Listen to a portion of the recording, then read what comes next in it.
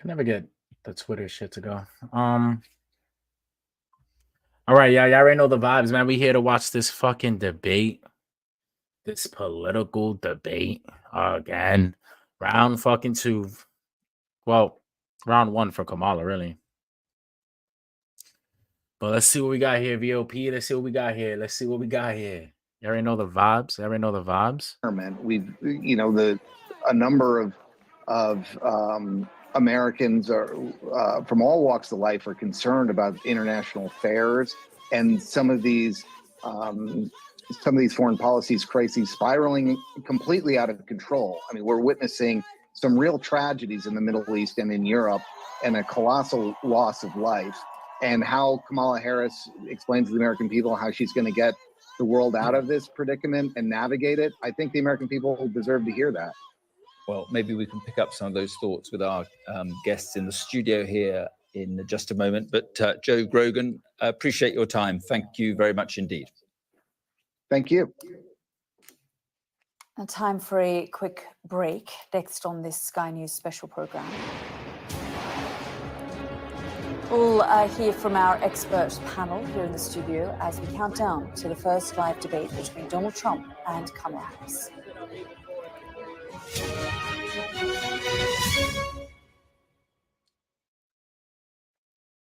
I'm Martha Kellner, and I'm Sky's US correspondent based here in Los Angeles. It's turning everybody into, a crazy, violent drug addict. How are you feeling? I am angry. It is an anti-woman agenda. 2 women say that you paid for their abortions. Are you a hypocrite, sir? Will your candidates win? I hope so. I think they will. I think they're great candidates. I gotta be realistic. My sister's dead. More than 4 weeks on, there's no murder weapon and no suspect. Are you going to catch this killer? We are doing everything we can. Ghislaine Maxwell has pleaded not guilty to all 6 charges against her. Mum, how are you feeling today? Jeffrey said, you answer to Ghislaine, you just don't cross her. I'm so excited. Severe nightmares of these people coming in and just taking me in the middle of the night. I've watched as whole towns were torn apart by natural disaster. I'm alive and I'm thankful for that, but there are a lot of people who aren't. It's not the winds people fear most here, it's the water. We take you to the heart of the stories which shape our world. Do you truly believe what you're saying? A lot of cases that I know are reported from Ukrainian missiles themselves. Ambassador, with respect, I think that's preposterous. Play Sky News. From the Sky News Centre at 7. Now that you're up to date, we can go into a bit more detail. Things can change incredibly quickly. Taken by surprise. Have you ever known a moment like this in British politics before? Yes. Cheers. We'll start with breaking news. Let's get the latest on the ground. So, by the end, we'll hopefully all understand what's going on in the world just that little better.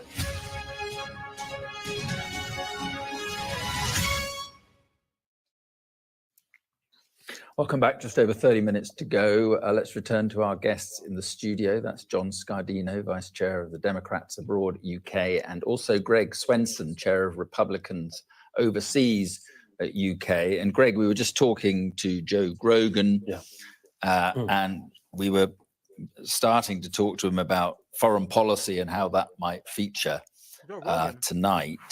If it does feature, are we going to see Did I say Joe Rogan?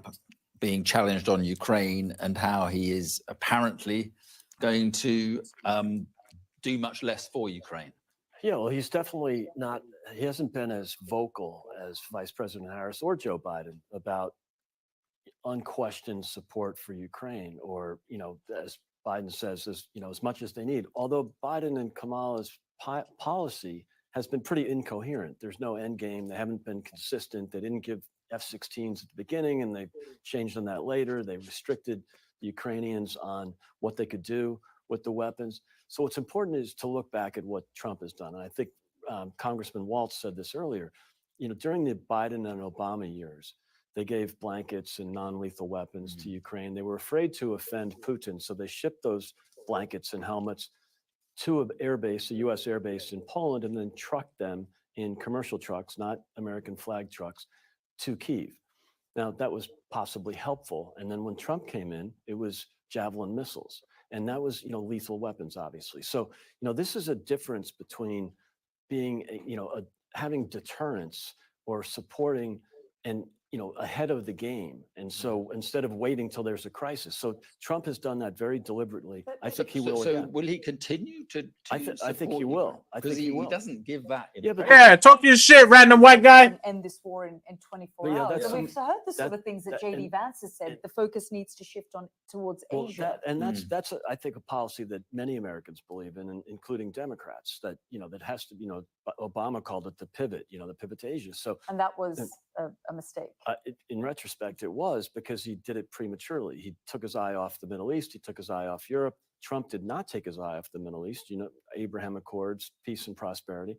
He didn't take his eye off Ukraine. He was sending Javelin missiles and other lethal weapons there. So, what Trump says sometimes is different than what he does. And that's confusing. And I surely admit that.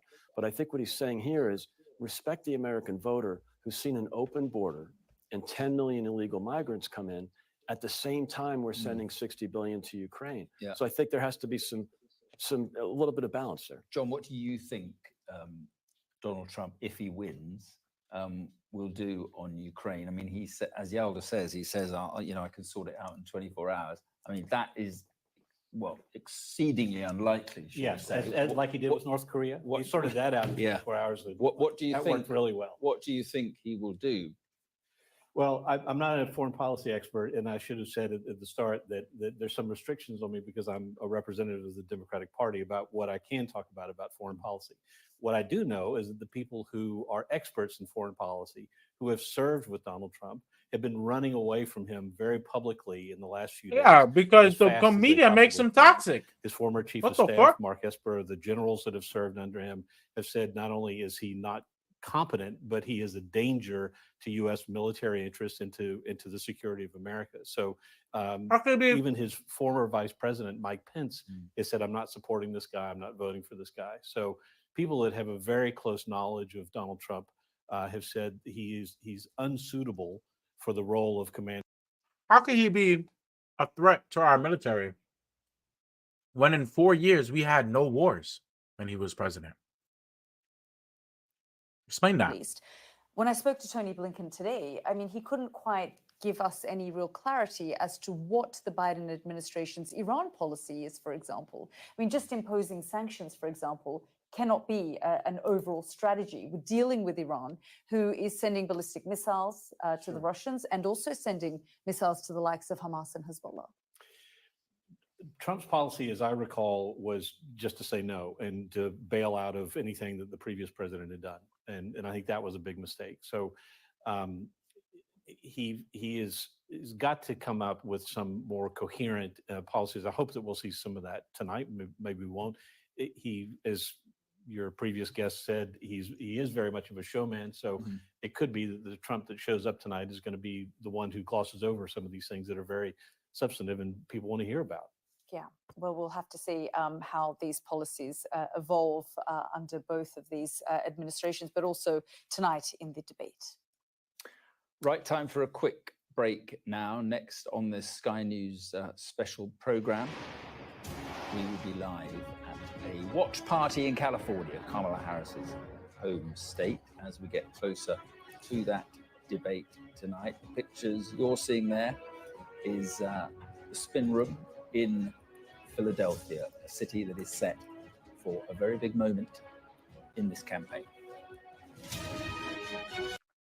Yeah.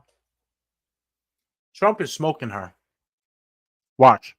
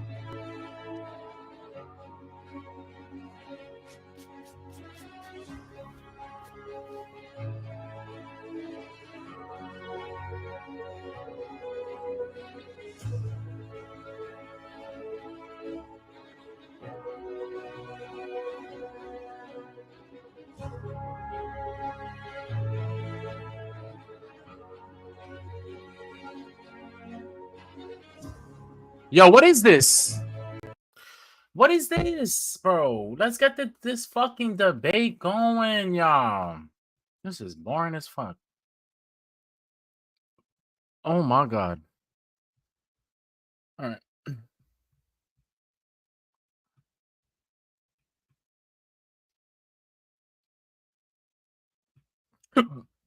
Well, that's doing its thing. Well, let's see what these niggas are talking about. Be calm, cool, and collected. Raise your hand if you think he will be. Like always. Yeah. What are you talking about? He's always calm. Is that the cool, worst thing that collected. could happen to Kamala Harris? If he is calm, cool, and collected, I'm not sure it's the worst thing, but I think she is going to hopefully not take the bait. I think the Clinton advice is good advice to her.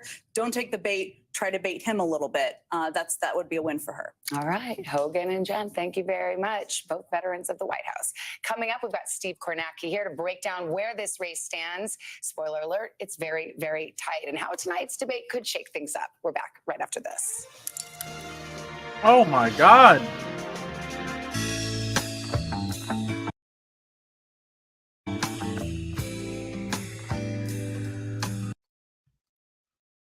This is bizarre.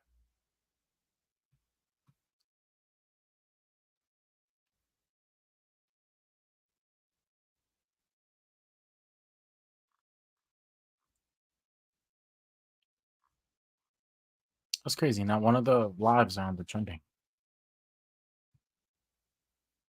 Okay, let's check out ABC. War 20 drones were shot down the Moscow region, over 140 fired into Russia. An apartment block hit, a woman killed, and one of Moscow's airports was also struck. What we've seen is Ukraine repeatedly trying to target Russia in an attempt to try and bring the war home to the Kremlin and to the Russian people. And this is partly because they've been given restrictions on the weapons that have been supplied by the United States and others. And what Ukraine is hoping is that those restrictions are going to be lifted. U.S. Secretary of State Antony Blinken is going to come here to Kyiv this week. Speaking in London, he confirmed that Iran has now transferred ballistic missiles to Russia. He's expecting that those are going to be used in the coming weeks. He describes this also as a critical moment for Ukraine. So all eyes are going to be on tonight's presidential debate. Even apparently President Zelensky expected to tune in. And the outcome, I think, of this presidential debate is going to be critical to the outcome of Ukraine's defense against Russia's invasion. Martha? Okay, thanks so much, Ian. And Ian and I have both spent a great deal of time in Afghanistan, John, as you know, and that will be a key issue tonight. Former President Trump has been slamming the Biden-Harris administration for that disastrous withdrawal, the way it was done in Afghanistan. Hey, look, let's say it bluntly. It was a dark moment for the Biden campaign, for the Biden presidency. It might be the darkest moment of his presidency. In fact, the Republicans have now given the Congressional Medal of Honor, not the Medal of Honor. They announced Medal of Freedom, Congressional Medal of Freedom. Yes. To the 13 service members who died at Abbey Gate in Afghanistan. And one thing, if you look at that moment, so that withdrawal from Afghanistan happened in August of 2021. The other thing that happened in August of 2021 was that Joe Biden became an unpopular president. His popularity, his favorability ratings went below 50%. They never came back. But Joe Biden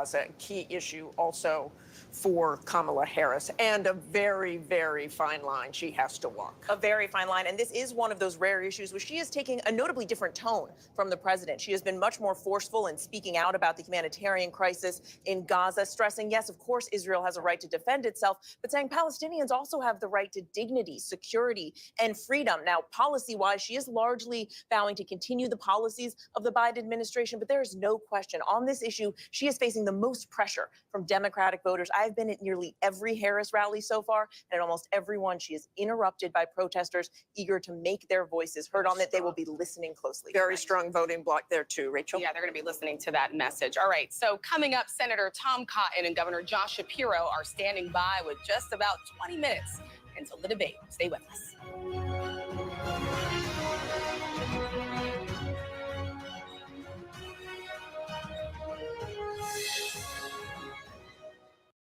do so many people start their day here? From ABC News.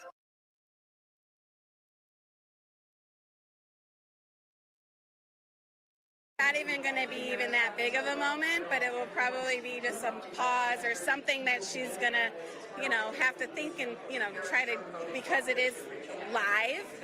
But I think she's going to still hold her own. I think she's been a prosecutor in the courtroom for her whole career. She's dealt with all kinds of maniacs and things. So I don't have any doubt that she'll still do. Bitch, you sound stupid as fuck. Kamala, that doesn't mean being a prosecutor and towards being a president, being a presidential debater is two different things. But let's see. Lots of potential opportunities to sell herself and her vision for this country to those people who don't quite have the understanding of who she is, like the people in this room do. Martha, thanks very much indeed. I'm joined now by the former White House senior advisor for President Trump, Omarosa Manigault-Newman. Thank you for being with us, and you'll be with us on the night itself, I mean the election night itself, and we look forward to that. Now, you know a few things about Donald Trump, so what would Kamala Harris's best strategy be, do you think?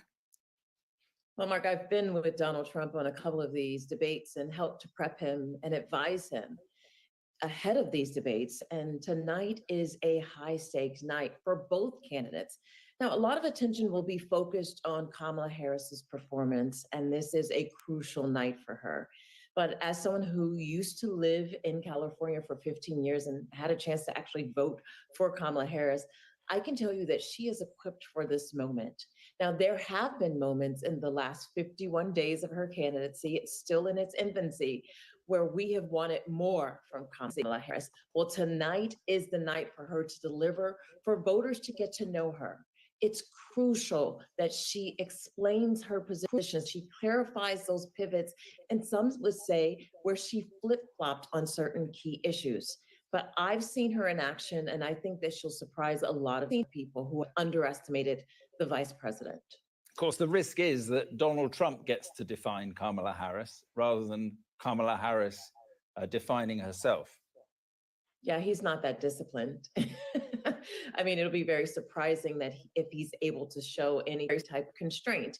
He's angry that she is so close to him in the polls. He's upset and he lashes out, as you see on his platform on Truth Social. And so on this stage, asking him to remain measured, calmed, and disciplined is a very difficult task for the president. Yeah, of course, because Kamala Harris wouldn't be standing on this stage had it not been for the last debate that we saw, the high stakes debate that we saw that effectively pushed Joe Biden out of this race. I guess the question is, will Kamala Harris respond to the kinds of attacks that we're used to seeing from Donald Trump? And he will have, a certain set of words, phrases. He will find ways to goad her, to bait her. Mm-hmm. To your point, Delta, I mean, first of all, let's put it in context. That debate was one of the earliest presidential debate we've ever seen. It was prior to even the conventions. And so the fact that it caused Biden to have to fall out of the campaign, I think that's important to put in context. She knows what's on the line. She knows that it's critical for her to deliver. And you're absolutely right. Kamala Harris is going to have to rise to the occasion and show Americans that she has what it takes to lead this country. And it's going to be a heavy task for her, but I believe that she'll deliver. Is it possible to lay a glove on Donald Trump? I mean, he survives pretty much everything. 2 impeachments. Even a bullet! Court cases, the Capitol riots, numerous complaints of misogyny. I mean, he survives all this and carries on. And the difference could be that Kamala Harris may not be able to survive a big blow to her should it happen tonight. Yeah, that's a really important point. There was a nickname that they used to call Donald Trump in New York. They called him Teflon Don because nothing would stick. And so we will see if, in fact, she can find his little trigger points. Now, Donald Trump does have some vulnerable points. You've seen him lash out anytime you question his ability to perform. If you question his wealth, for instance, it's a very sore spot for him. If you question his ability to perform at the presidency, at his job in real estate or business, if you question his level of success, these are trigger points that he just can't help himself.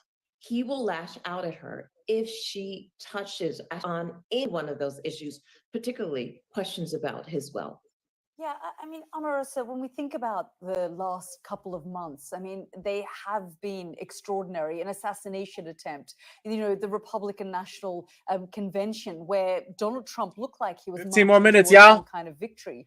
And then this twist where, you know, Joe Biden steps aside, Kamala Harris steps in. And so here we are. I mean, this really could go any which way. It's certainly. They talk about it being a twist. We always knew that was gonna happen. Like always. Like always. Like I'm so confused.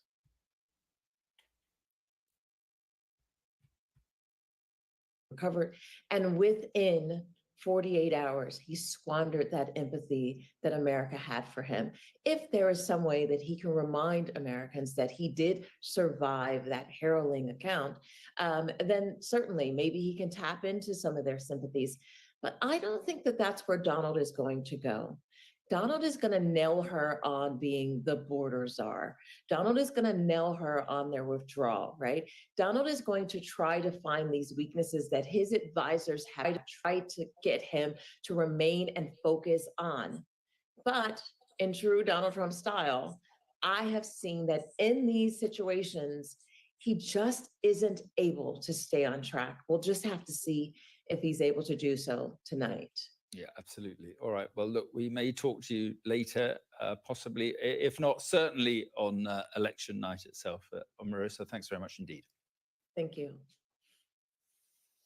Well, tonight's debate could be make or break for both candidates who are fighting for the votes of the undecided. But where do the pair stand in the polls right now? Sky's U.S. election. Who y'all going for, everybody?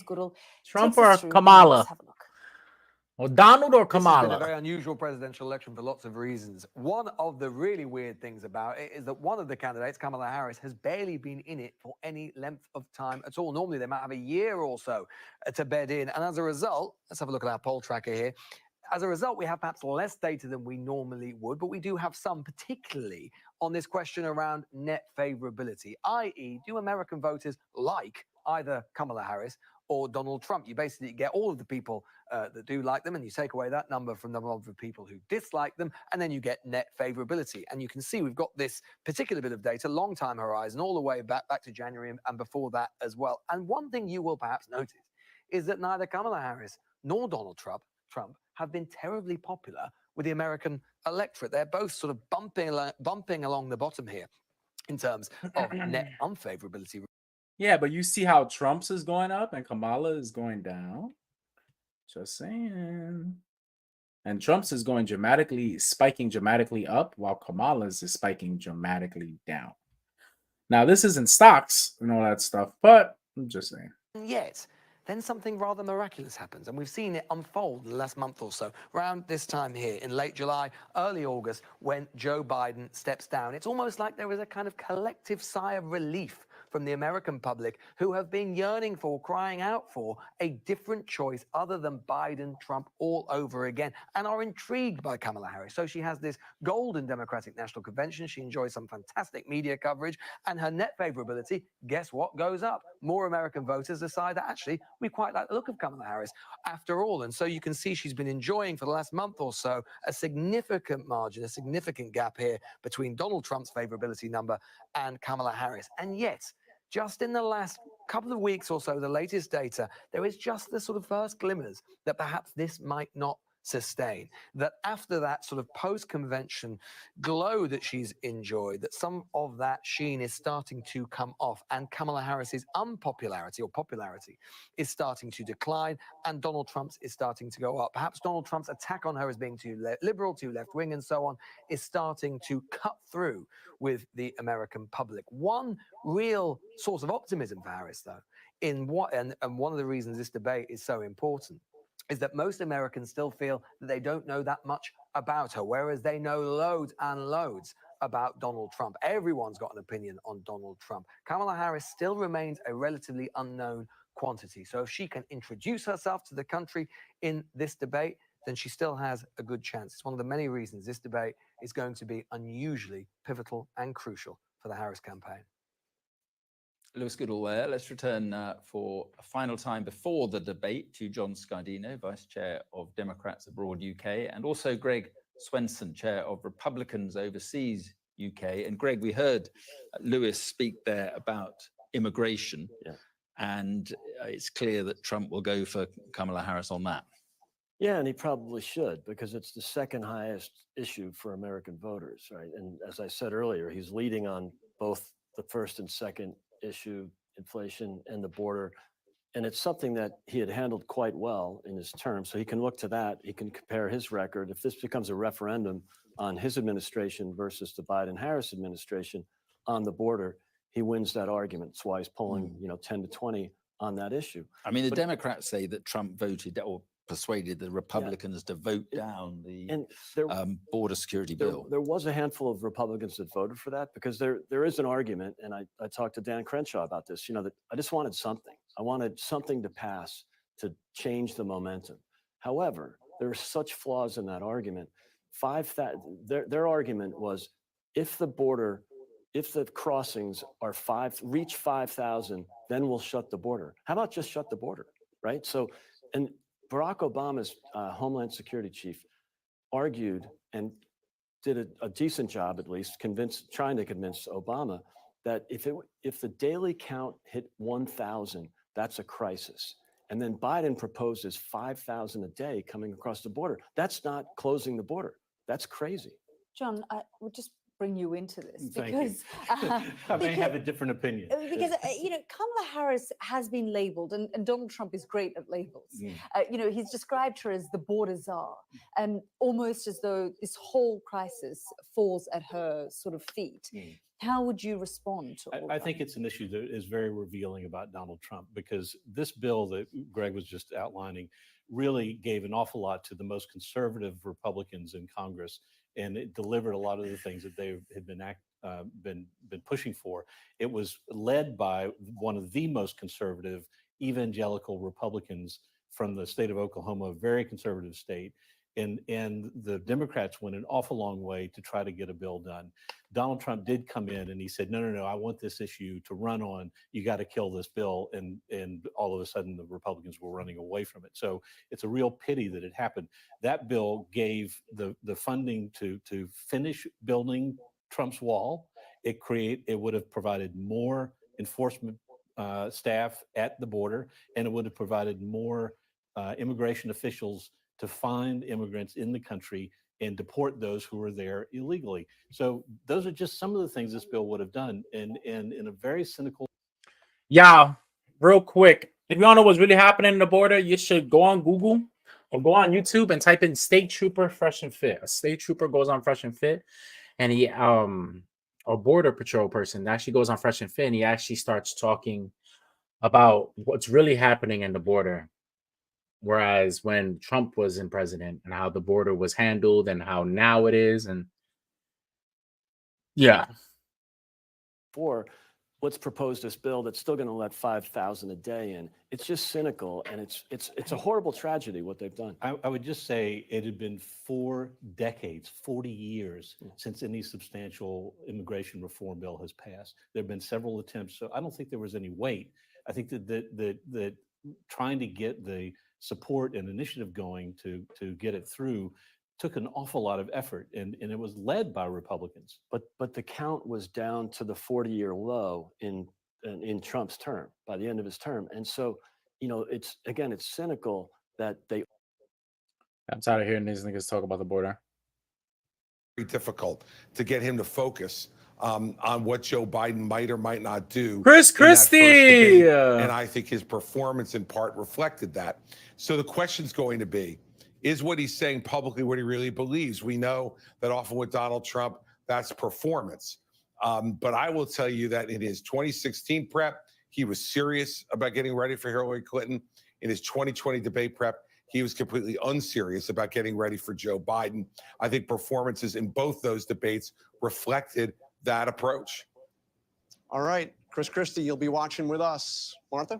And we have about 6 minutes left before the debate. So let's bring in Donna Brazil, formerly of the DNC, and Reince Priebus, the RNC. Welcome to both of you. And Donna, let's start with you. You have said that Kamala Harris has to own the future, but she also has to own the past. So how does she do this?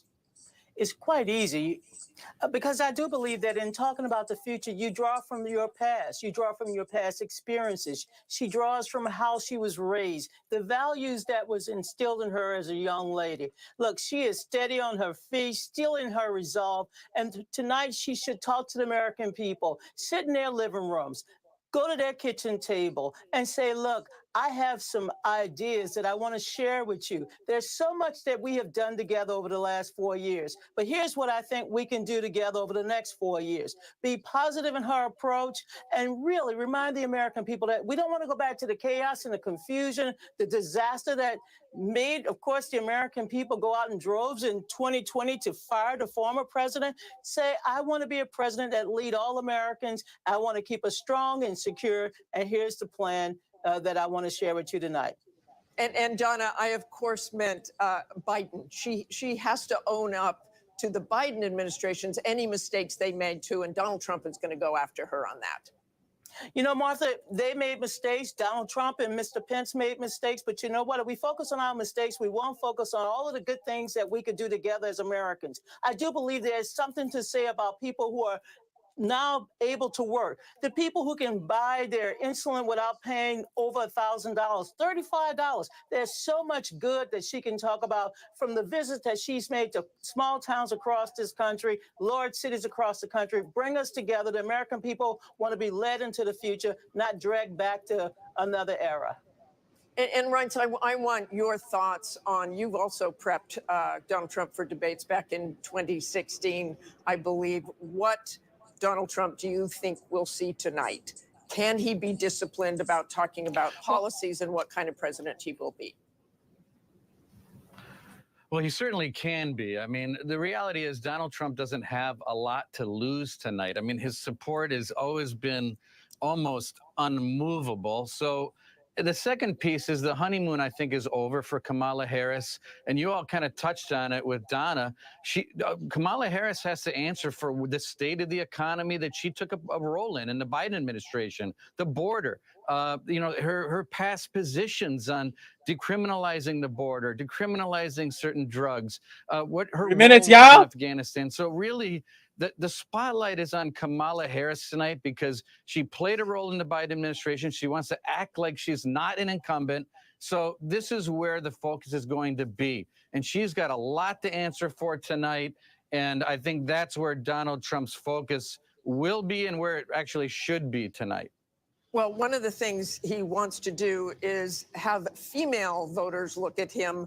How does he attract female voters after saying things about Kamala Harris? And we'll see how he pronounces that tonight. Things he said about Kamala Harris, that she's dumb as a rock. That's not really going to attract female voters, is it?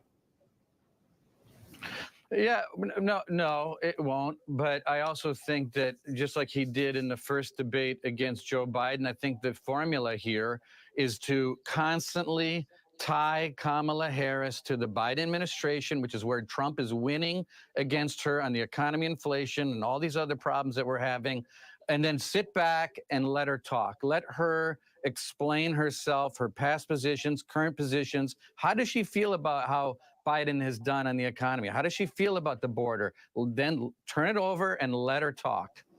Okay, thanks so much for joining us tonight, Donna and Reince. We're all staying tuned. Can't wait.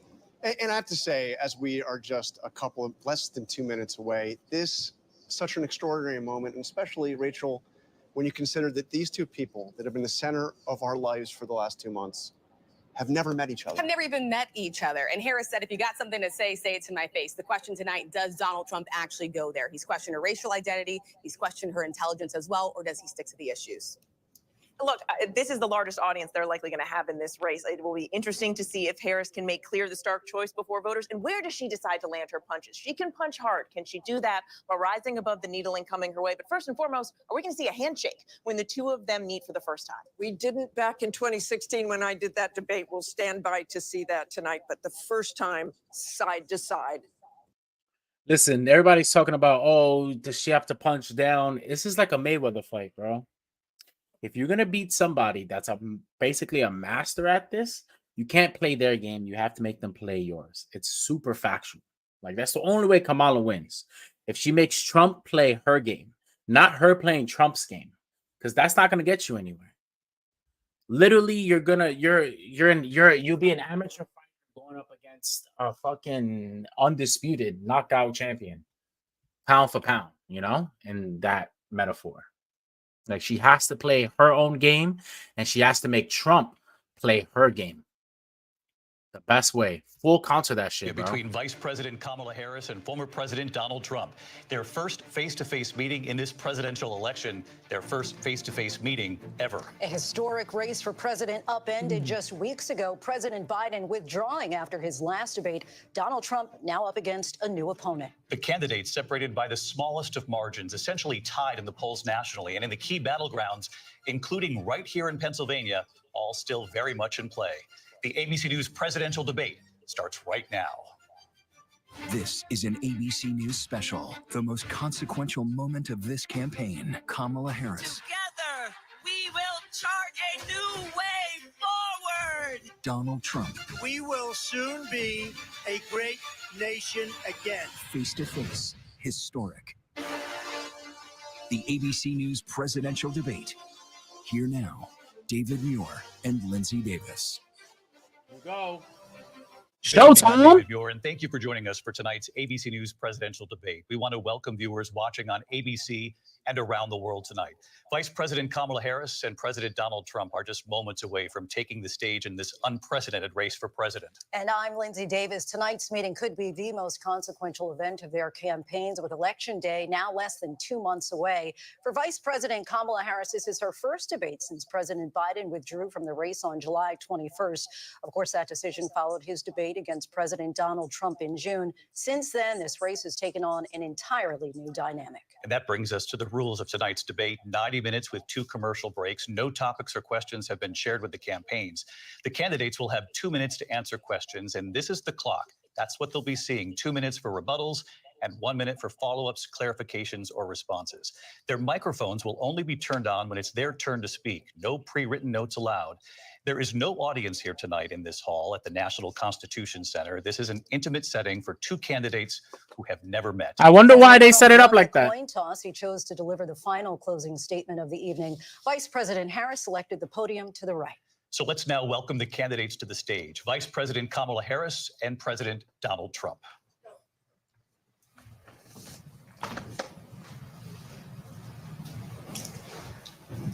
Kamala Harris. Let's have a good debate. Nice to see you. Have fun. Thank you. Welcome to you both. It's wonderful to have you. It's an honor to have you both here tonight. Good evening. We are looking forward to a spirited Showtime debate. So Showtime! I want to begin tonight with the issue that voters repeatedly say is their #1 issue, and that is the economy and the cost of living in this country. Vice President Harris, you and President Trump were elected 4 years ago, and your opponent on the stage here tonight often asks his supporters, are you better off than you were 4 years ago? When it comes to the economy, do you believe Americans are better off than they were 4 years ago? So I was raised as a middle-class kid, and I am actually the only person on this stage who has a plan that is about lifting up the middle class and working people of America. Throwing I jabs. believe in the ambition, like the that. I like aspirations, that. the dreams of the American people. And that is why I imagine and have actually a plan to build what I call an opportunity economy. Because here's the thing. We know that we have a shortage of homes and housing, and the cost of housing is too expensive for far too many people. We know that young families need support, to raise their children, and I intend on extending a tax cut for those families of $6,000, which is the largest child tax credit that we have given in a long time, so that those young families can afford to buy a crib, buy a car seat, buy clothes for their children. My passion, one of them, is small businesses. My mother raised my sister and me, but there was a woman who helped raise us. We call her our second mother. She was a small business owner. I love our small businesses. My plan is to give a $50,000 tax deduction to start up small businesses, knowing they are part of the backbone of America's economy. My opponent, on the other hand, his plan is to do what he has done before, which is to provide a tax cut for billionaires and big corporations, which will result in $5 trillion to America's deficit. My opponent has a plan that I call the Trump's sales tax, which would be a 20% tax on everyday goods that you rely on to get through the month. Economists have said that Trump sales tax would actually result for middle-class families in about $4,000 more a year because of his policies and his ideas about what should be the backs of middle-class people paying for tax cuts for billionaires. President Trump, I'll give you 2 minutes. First of all, I have no sales tax. That's an incorrect statement. She knows that. We're doing tariffs on other countries. Other countries are going to finally, after 75 years, pay us back for all that we've done for the world. And the tariff will be substantial in some cases. I took in billions and billions of dollars, as you know, from China. Here we go. Billions and billions. Take a shot. Because there was so much money they can't. It would totally destroy everything that they've set out to do. They're taking in billions of dollars from China and other places. They've left the tariffs on. When I had it, I had tariffs, and yet I had no inflation. Look, we've had a terrible economy because inflation which is really known as a country buster. It breaks up countries. We have inflation like very few people have ever seen before, probably the worst in our nation's history. We were at 21%, but that's being generous because many things are 50, 60, 70, and 80% higher than they were just a few years ago. This has been a disaster for people, for the middle class, but for every class. On top of that, we have millions of people pouring into our country from prisons and jails, from mental institutions and insane asylums, and they're coming in and they're taking jobs that are occupied right now by African Americans and Hispanics, and also unions. Unions are going to be affected very soon. And you see what's happening. You see what's happening with towns throughout the United States. You look at Springfield, Ohio. You look at Aurora in Colorado. They are taking over the towns. They're taking over buildings. They're going in violently. These are the people that Xi and Biden led into our country, and they're destroying our country. They're dangerous. They're at the highest level of criminality, and we have to get them out. We have to get them out fast. I created one of the greatest economies in the history of our country. I'll do it again and even better. We are going to get to immigration and border security during this debate, but I would like to let Vice President Harris respond on the economy here.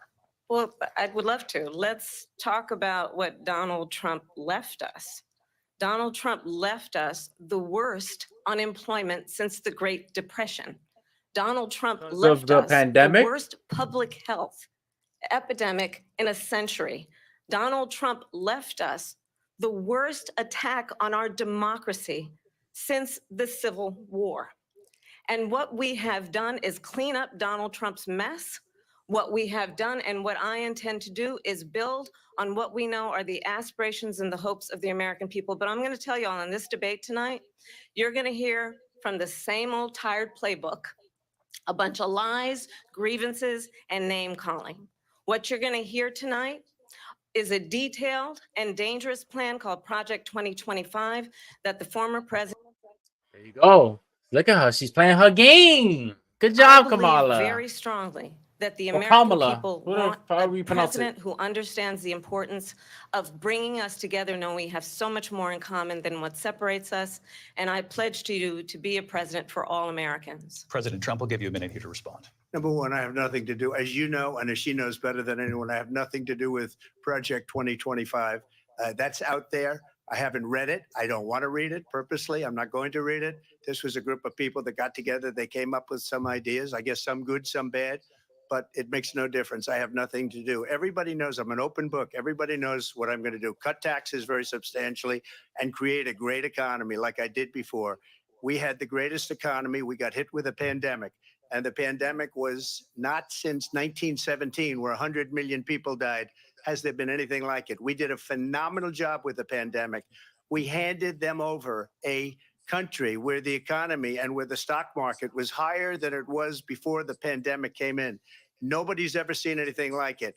We made ventilators for the entire world. We got gowns, we got masks, we did things that nobody thought possible. And people give me credit for rebuilding the military. They give me credit for a lot of things, but not enough credit for the great job we did with the pandemic. But the only jobs they got were bounce back jobs. These were jobs bounced back, and it bounced back and it went to their benefit. But I was the one that created them. They know it, and so does everybody else. Vice President Harris, I'll let you respond. So Donald Trump has no plan for you. And when you look at his economic plan, it's all about tax breaks for the richest people. I am offering what I describe as an opportunity economy. And the best economists in our country, if not the world, have reviewed our relative plans for the future of America. What Goldman Sachs has said is that Donald Trump's plan would make the economy worse. Mine would strengthen the economy. What the Wharton School has said is Donald Trump's plan would actually explode the deficit.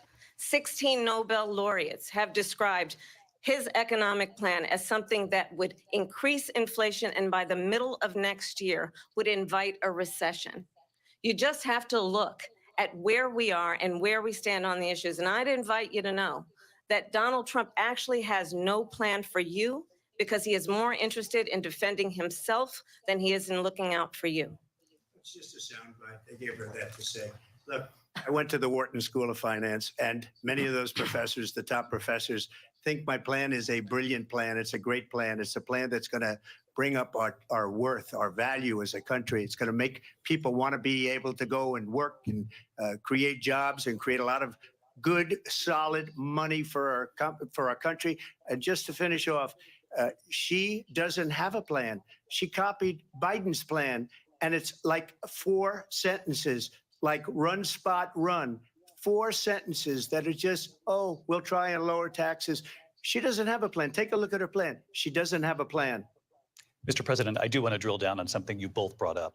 The Vice President brought up your tariffs. You responded, and let's drill down on this because your plan is what she calls is essentially a national sales tax. Your proposal calls for tariffs, as you pointed out here, on foreign imports across the board. You recently said that you might double your plan, imposing tariffs up to 20% on goods coming into this country. As you know, many economists say that with tariffs at that level, costs are then passed on to the consumer.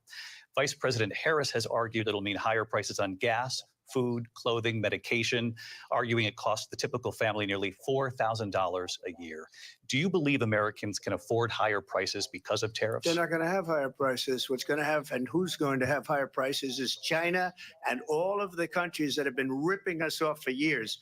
I was the only president ever. China was paying us hundreds of billions of dollars, and so were other countries.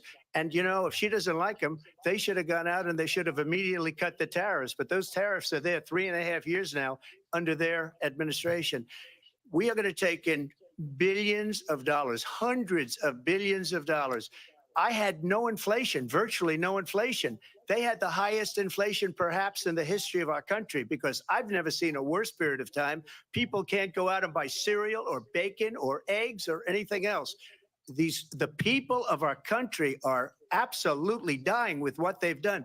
They've destroyed the economy. And all you have to do is look at a poll. The polls say 80 and 85 and even 90% that the Trump economy was great, that their economy was terrible. Vice President Harris, I do want to ask for your response. And you heard what the president said there, because the Biden administration did keep a number of the Trump tariffs in place. So how do you respond? Well, let's be clear that the Trump administration resulted in a trade deficit, one of the highest we've ever seen in the history of America. He invited trade wars. You want to talk about his deal with China? What he ended up doing is under Donald Trump's presidency, he ended up selling. Talk about the tariffs that you kept, bitch. To China to help them improve and modernize their military, basically sold us out when a policy about China should be in making sure the United States of America wins the competition for the 21st century, which means focusing on the details of what that requires, focusing on relationships with our allies, focusing on investing in American-based technology so that we win the race on AI, on quantum computing, focusing on what we need to do to support America's workforce so that we don't end up having on the short end of the stick in terms of workers' rights. But what Donald Trump did, let's talk about this, with COVID, is he actually thanked President Xi for what he did during COVID. Look at his tweet. Thank you, President Xi, exclamation point, when we know that Xi was responsible for lacking and not giving us transparency about the origins of COVID. President Trump, I'll let you respond. First of all, they bought their chips from Taiwan. We hardly make chips anymore because of philosophies like they have and policies like they have. I don't say her because she has no policy. Everything that she believed 3 years ago and 4 years ago is out the window. She's going to my philosophy now. In fact, I was going to send her a MAGA hat. She's gone to my philosophy. But if she ever got elected, she'd change it. And it will be the end of our country. She's a Marxist. Everybody knows she's a Marxist. Her father's a Marxist professor in economics, and he taught her well. But when you look at what she's done to our country, and when you look at these millions and millions of people that are pouring into our country monthly, where it's, I believe, 21 million people, not the 15 that people say, and I think it's a lot higher Donald, than you the gotta answer the 21. question, though. That's bigger than New York State pouring in. And just look at what they're doing to our country. They're criminals. Many of these people coming in are criminals. And that's bad for our economy, too. You know, you mentioned before, we'll talk about immigration later. Well, bad immigration is the worst thing that can happen to our economy. They have, and she has, destroyed our country with policy that's insane. Almost policy that you'd say they have to hate our country. President Trump, thank you. Lindsay? I want to turn to the issue of abortion. President Trump, you've often touted that you were able to kill Roe v. Wade. Last year, you said that you were proud to be the most pro-life president in American history. Then last month, you said that your administration would be great for women and their reproductive rights. In your home state of Florida, you surprised many with regard to your 6-week abortion ban because you initially had said that it was too short. And you said, quote, I'm going to be voting that we need more than 6 weeks. But then the very next day, you reversed course and said you would vote to support the 6-week ban. Vice President Harris says that women shouldn't trust you on the issue of abortion because you've changed your position so many times. Therefore, why should they trust you? The reason that they don't is because the plan is that the voters, they have abortion in the 9th month.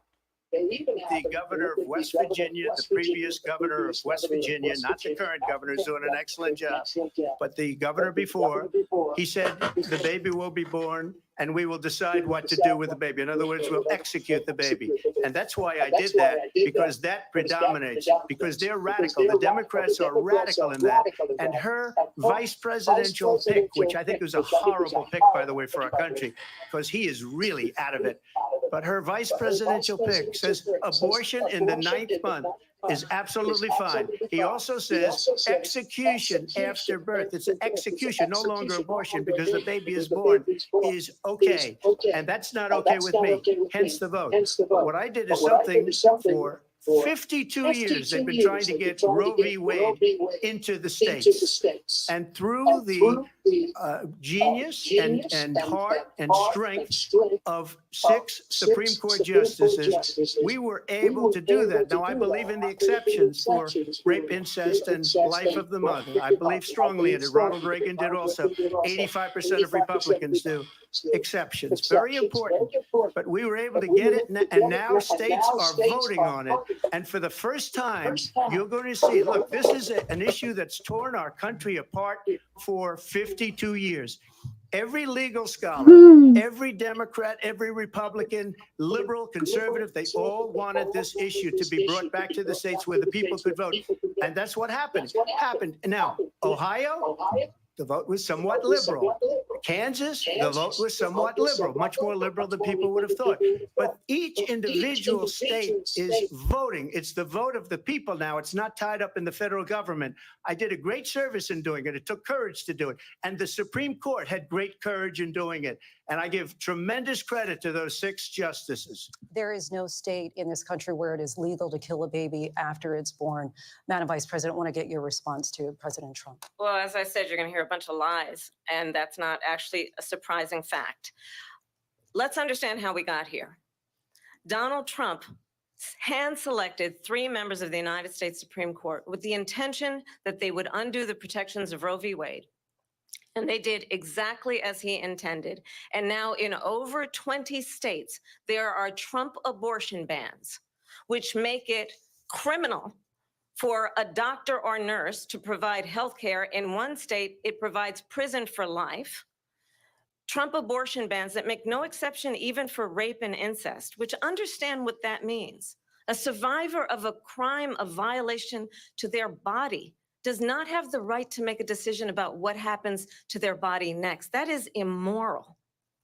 And one does not have to abandon their faith or deeply held beliefs to agree. The government, and Donald Trump certainly, should not be telling a woman what to do with her body. I have talked with women around our country. You want to talk about this is what people wanted? Yeah, that's the woman vote right Women there. who want to carry a pregnancy to term, suffering from a miscarriage, being denied care in an emergency room because the healthcare providers are afraid they might go to jail, and she's bleeding out in a car in the parking lot. She didn't want that. Her husband didn't want that. A 12 or 13-year-old survivor of incest being forced to carry a pregnancy to term. They don't want that. And I pledge to you, when Congress passes a bill to put back in place the protections of Roe v. Wade, as President of the United States, I will proudly sign it into law. But understand, if Donald Trump were to be reelected, he will sign a national abortion ban. Understand, in his Project 2025, there would be a national abortion, a monitor that would be monitoring your pregnancies, your miscarriages.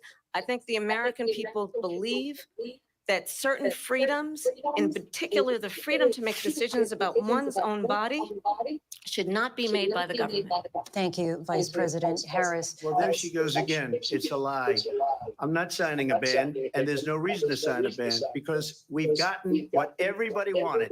Democrats, Republicans, and everybody else, and every legal scholar wanted it to be brought back into the states, and the states are voting. And it may take a little time, but for 52 years, this issue has torn our country apart, and they've wanted it back in the states. And I did something that nobody thought was possible. The states are now voting. What she says is an absolute lie.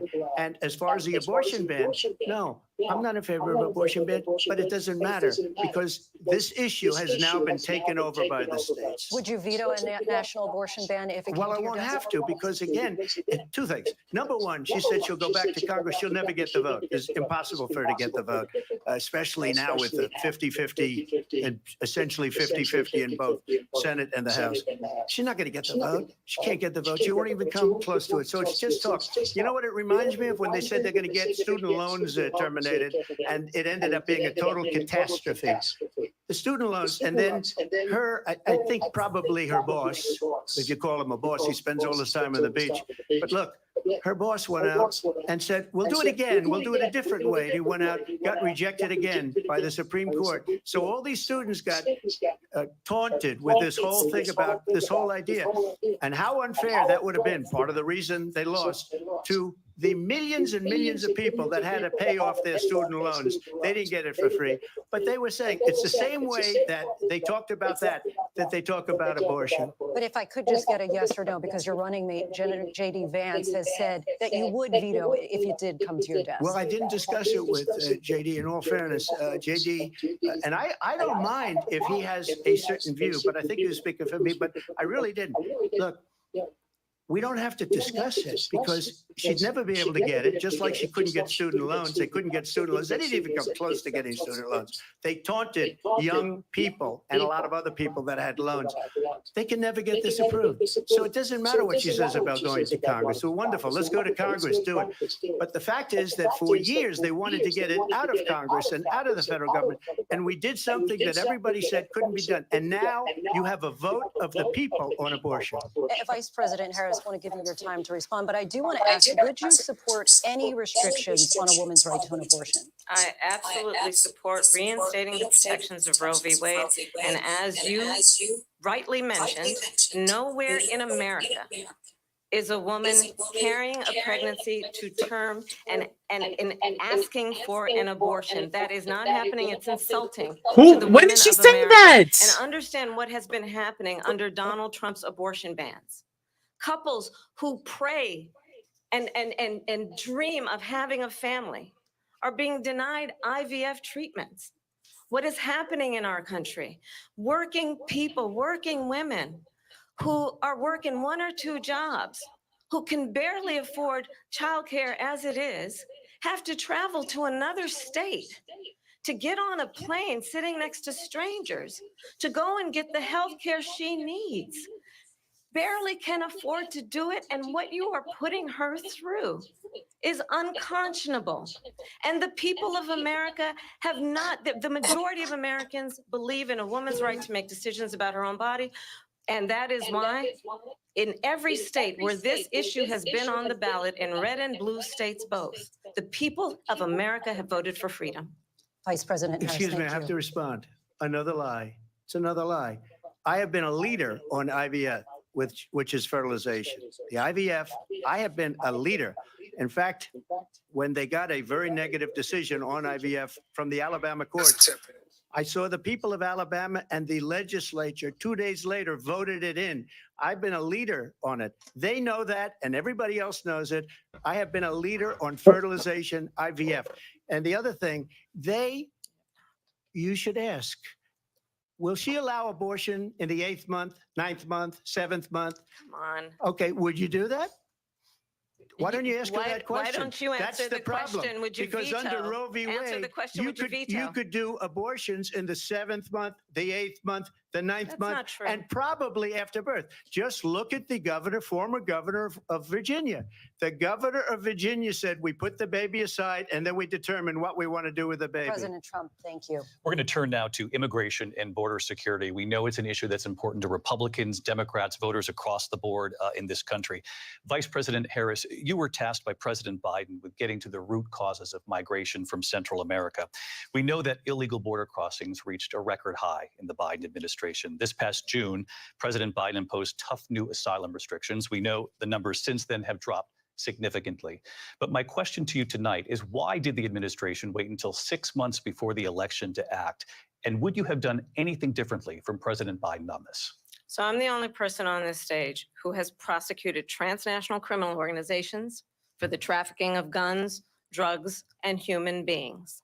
And let me say that the United States Congress, including some of the most conservative members of the United States Senate, came up with a border security bill, which I supported. And that bill would have put 1,500 more border agents on the border to help those folks who are working there right now overtime, trying to do their job. It would have allowed us to stem the flow of fentanyl coming into the United States. I know there are so many families watching tonight who have been personally affected by the surge of fentanyl in our country. That bill would have put more resources to allow us to prosecute transnational criminal organizations for trafficking in guns, drugs, and human beings. But you know what happened to that bill? Donald Trump got on the phone, called up some folks in Congress and said, kill the bill. And you know why? Because he'd prefer to run on a problem instead of fixing a problem. And understand, this comes at a time where the people of our country actually need a leader who engages in solutions, who actually addresses the problems at hand. But what we have in the former president is someone who would prefer to run on a problem instead of fixing a problem. And I'll tell you something, he's going to talk about immigration a lot tonight, even when it's not the subject that is being raised. And I'm going to actually do something really unusual, and I'm I thought mics were supposed to be cut off and not supposed to interrupt. Why is her mic not cut off? That's mad funny, bro. See, during the course of his rallies, he talks about fictional characters like Hannibal Lecter. He will talk about windmills cause cancer.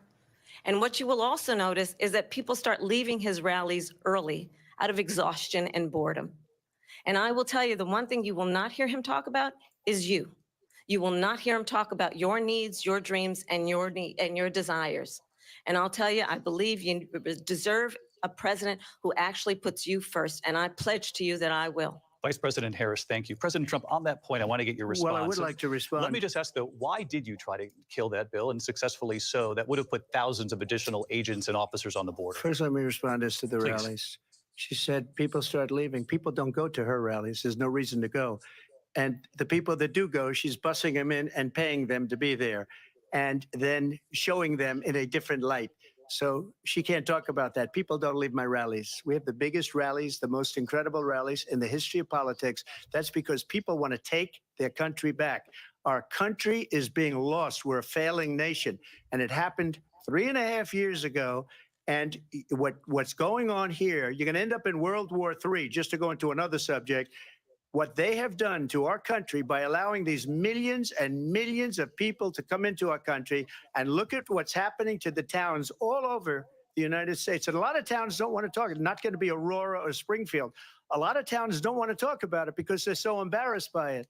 In Springfield, they're eating the dogs, the people that came in. They're eating the cats. They're eating the pets of the people that live there. And this is what's happening in our country. And it's a shame. As far as rallies are concerned, as far as the reason they go is they like what I say. They want to bring our country back. They want to make America great again. It's a very simple phrase, make America great again. She's destroying this country. And if she becomes president, this country doesn't have a chance of success. Not only success, we'll end up being Venezuela on steroids. I just want to clarify here. You bring up Springfield, Ohio, and ABC News did reach out to the city manager there. He told us there have been no credible reports of specific claims of pets being harmed, injured, or abused by individuals within the immigrant community. Well, I've seen people on television. Let me just say here, this is the people on television say my dog was taken and used for food. So maybe he said that, and maybe that's a good thing to say for a city manager. I'm not taking this from but television. The people I'm on taking it from television the city saying manager. their dog was eaten by the people that went there. Again, the Springfield city manager says there's no evidence of that. I'm not gonna lie, Trump. What the fuck are you talking about, bro? Holy shit, bro. Dogs, bro, stay on point. This is, I think, one of the reasons why in this election, I actually have the endorsement of 200 Republicans who have formerly worked with President Bush, Mitt Romney, and John McCain, including the endorsement of former Vice President Dick Cheney and Congress member Liz Cheney. And if you want to really know the inside track on who the former president is, if he didn't make it clear already, just ask people who have worked with him. His former chief of staff, a 4-star general, has said he has contempt for the Constitution of the United States. His former national security advisor has said he is dangerous and unfit. His former Secretary of Defense has said the nation, the republic, would never survive another Trump term. And when we listen to this kind of rhetoric, when the issues that affect the American people are not being addressed, I think the choice is clear in this election. President Trump, I'll give you a quick minute to respond here. Thank you, because when I hear that, see, I'm a different kind of a person. I fired most of those people. Not so graciously. They did bad things or a bad job. I fired them. They never fired one person. They didn't fire anybody having to do with Afghanistan and the Taliban and the 13 people whose were just killed, viciously and violently killed. And I got to know the parents and the family. They didn't fire. They should have fired all those generals, all those top people, because that was one of the most incompetently handled situations anybody has ever seen. So when somebody does a bad job, I fire him. And you take a guy like Esper. He was no good. I fired him. So he writes a book. Another one writes a book. Because with me, they can write books. With nobody else can they. But They have done such a poor job, and they never fire anybody. Look at the economy. Look at the inflation. They didn't fire any of their economists. They have the same people. That's a good way not to have books written about you. But just to finish, I got more votes than any Republican in history by far. In fact, I got more votes than any sitting president in history by far. Let me continue on immigration. It was what you wanted to talk about earlier, so let's get back to your deportation proposal that the vice president has reacted to as well. President Trump, you call this the largest domestic deportation operation in the history of our country. You say you would use the National Guard. You say if things get out of control, you'd have no problem using the U.S. military. You also said you would use local police. How would you deport 11 million undocumented immigrants? I know you believe that number is much higher. Take us through this. What does this look like? Will authorities be going door to door in this country? Yeah. It is much higher because of them. They allowed criminals, many millions of criminals. They allowed terrorists. They allowed common street criminals. They allowed people to come in, drug dealers, to come into our country. And they're now in the United States and told by their countries like Venezuela, don't ever come back or we're going to kill you. Do you know that crime in Venezuela and crime in countries all over the world is way down? You know why? Because they've taken their criminals off the street and they've given them to her to put into our country.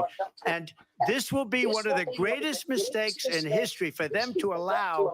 And I think they probably did it because they think they're going to get votes, but it's not worth it because they're destroying the fabric of our country by what they've done. There's never been anything done like this at all. They've destroyed the fabric of our country. Millions of people let in, and all over the world, crime is down. All over the world except here. Crime here is up and through the roof. Despite their fraudulent statements that they made, crime in this country is through the roof. And we have a new form of crime. It's called migrant crime. And it's happening at levels that nobody thought possible. President Trump, as you know, the FBI says overall violent crime is actually coming down in this country. But excuse me, the FBI they were defrauding statements.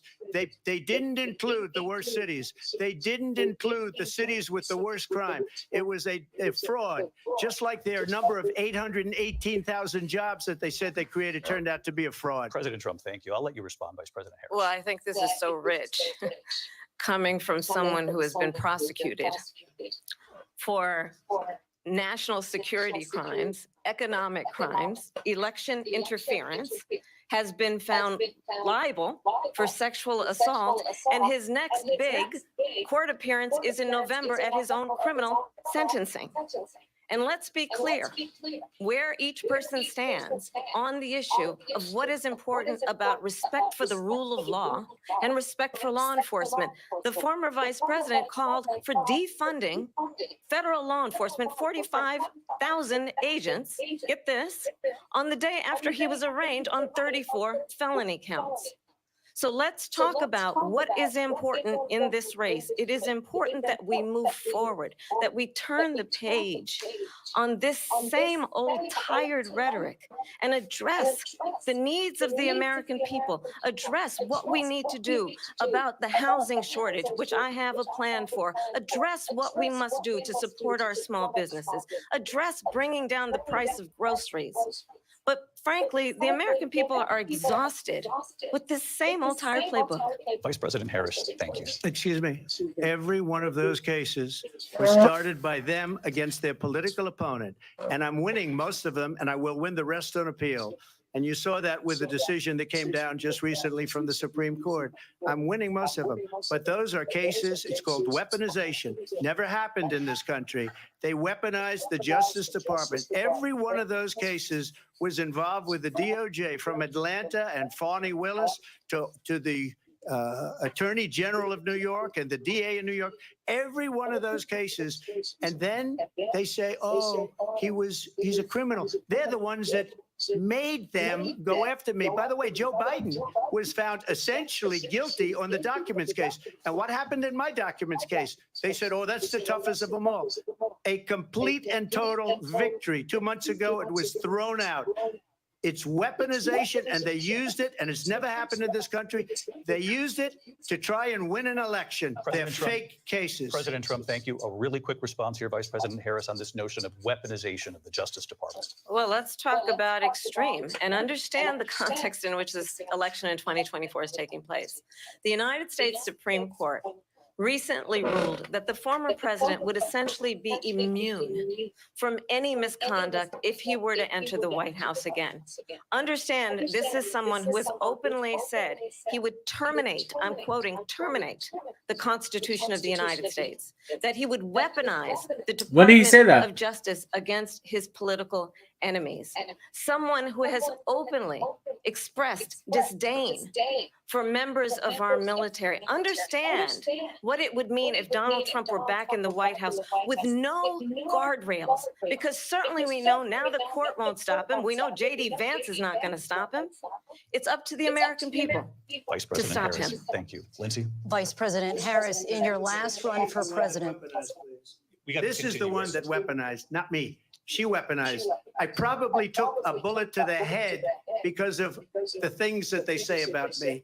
They talk about democracy. I'm a threat to democracy. They're the threat to democracy with a fake Russia investigation that went nowhere. We have a lot to get to. Lindsay? Vice President Harris, in your last run for president, you said you wanted to ban fracking. Now you don't. You wanted mandatory government buyback programs for assault weapons. Now your campaign says you don't. You supported decriminalizing border crossings.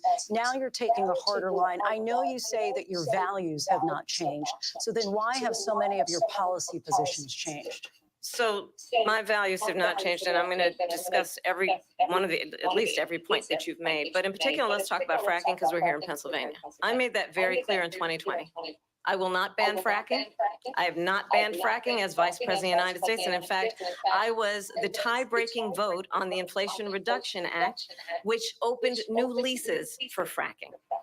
My position is that we have got to invest in diverse sources of energy so we reduce our reliance on foreign oil. We have had the largest increase in domestic oil production in history because of an approach that recognizes that we cannot over-rely on foreign oil.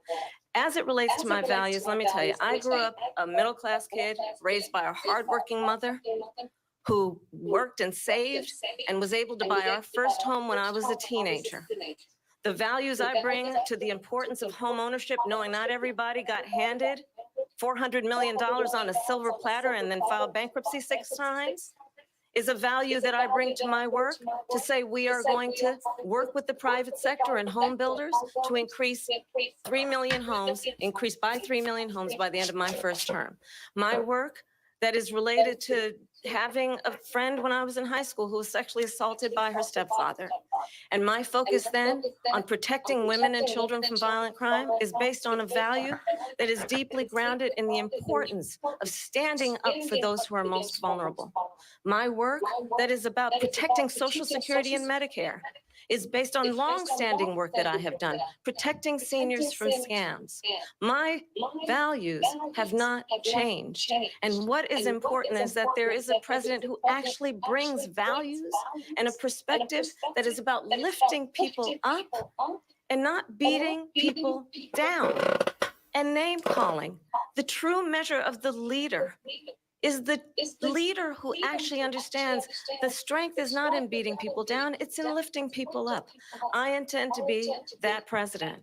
President Trump, Well, first of all, I wasn't given $400 million. I wish I was. My father was a Brooklyn builder, Brooklyn, Queens, and a great father, and I learned a lot from him. But I was given a fraction of that, a tiny fraction, and I built it into many, many billions of dollars, many, many billions.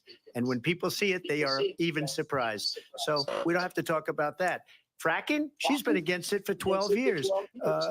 Defund the police, she's been against that forever. She gave all that stuff up very wrongly, very horribly, and everybody's laughing at it, okay? They're all laughing at it. She gave up at least 12 and probably 14 or 15 different policies. Like, she was big on defund the police. In Minnesota, she went out, wait a minute, I'm talking now, if you don't mind, please.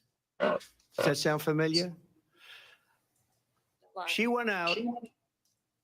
she went out in Minnesota and wanted to let criminals that killed people, that burned down Minneapolis, she went out and raised money to get them out of jail. She did things that nobody would ever think of. Now she wants to do transgender operations on illegal aliens that are in prison. This is a radical left liberal that would do this. She wants to confiscate your guns, and she will never allow fracking in Pennsylvania. If she won the election, fracking in Pennsylvania will end on day one.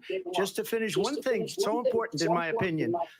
So I got the oil business going like nobody has ever done before. When they took over, they got rid of it, started getting rid of it, and the prices were going up the roof. They immediately let these guys go to where they were. I would have been 5 times, 4 times, 5 times higher, because you're talking about 3.5 years ago. They got it up to where I was because they had no choice, because the prices of energy were quadrupling and doubling. You saw what happened to gasoline. So they said, let's go back to Trump. But if she won the election, the day after that election, they'll go back to destroying our country, and oil will be dead. Fossil fuel will be dead. We'll go back to windmills, and we'll go back to solar, where they need a whole desert to get some energy to come out. You ever see a solar plant? By the way, I'm a big fan of solar, but they take 400, 500 acres of desert soil. These are not good things for the environment, as she understands. Thank you. Lindsay, thank you. We have an election in just 56 days. And I want to talk about the peaceful transfer of power, which, of course, we all know is a cornerstone of our democracy, and the role of a president in a moment of crisis. Mr. President, on January 6th, you told your supporters to march to the Capitol. You said you would be right there with them. The country and the world saw what played out at the Capitol that day, the officers coming under attack. Aides in the West Wing say you watched it unfold on television off the Oval Office. Officers going under attack, but now one officer lost his life. Instead, a protester got shot in the fucking head. But let's really talk about that. You regret about what you did on that day. You just said a thing that isn't covered. Peacefully and patriotically, I said during my speech, not later on. Peacefully and patriotically. And nobody on the other side was killed. Ashley Babbitt was shot by an out-of-control police officer that should have never, ever shot her. It's a disgrace. But we didn't do this group of people that have been treated so badly. I ask, what about all the people that are pouring into our country and killing people that she allowed to pour in? She was the border czar. Remember that. She was the border czar. She doesn't want to be called the border czar because she's embarrassed by the border. In fact, she said at the beginning, oh, I'm surprised you're not talking about the border yet. That's because she knows what a bad job they've done. What about those people? When are they going to be prosecuted? When are these people from countries all over the world, not just South America? They're coming in from all over the world, David, all over the world. And crime rates are down all over the world because of it. But let me just when are those, David, when are those people going to be prosecuted? When are the people that burned down Minneapolis going to be prosecuted? Or in Seattle? They went into Seattle. They took over a big percentage of the city of Seattle. When are those people going to be prosecuted? But let me just ask you. You might ask her that question. You were the president. You were watching it unfold on television. It's a very simple question as we move forward toward another election. Is there anything you regret about what you did on that day? Yes or no? I had nothing to do with that other than they asked me to make a speech. I showed up for a speech. I said, I think it's going to be big. I went to Nancy Pelosi and the mayor of Washington, D.C., and the mayor put it back in writing, as you know. I said, you know, this is going to be a very big rally or whatever you want to call it.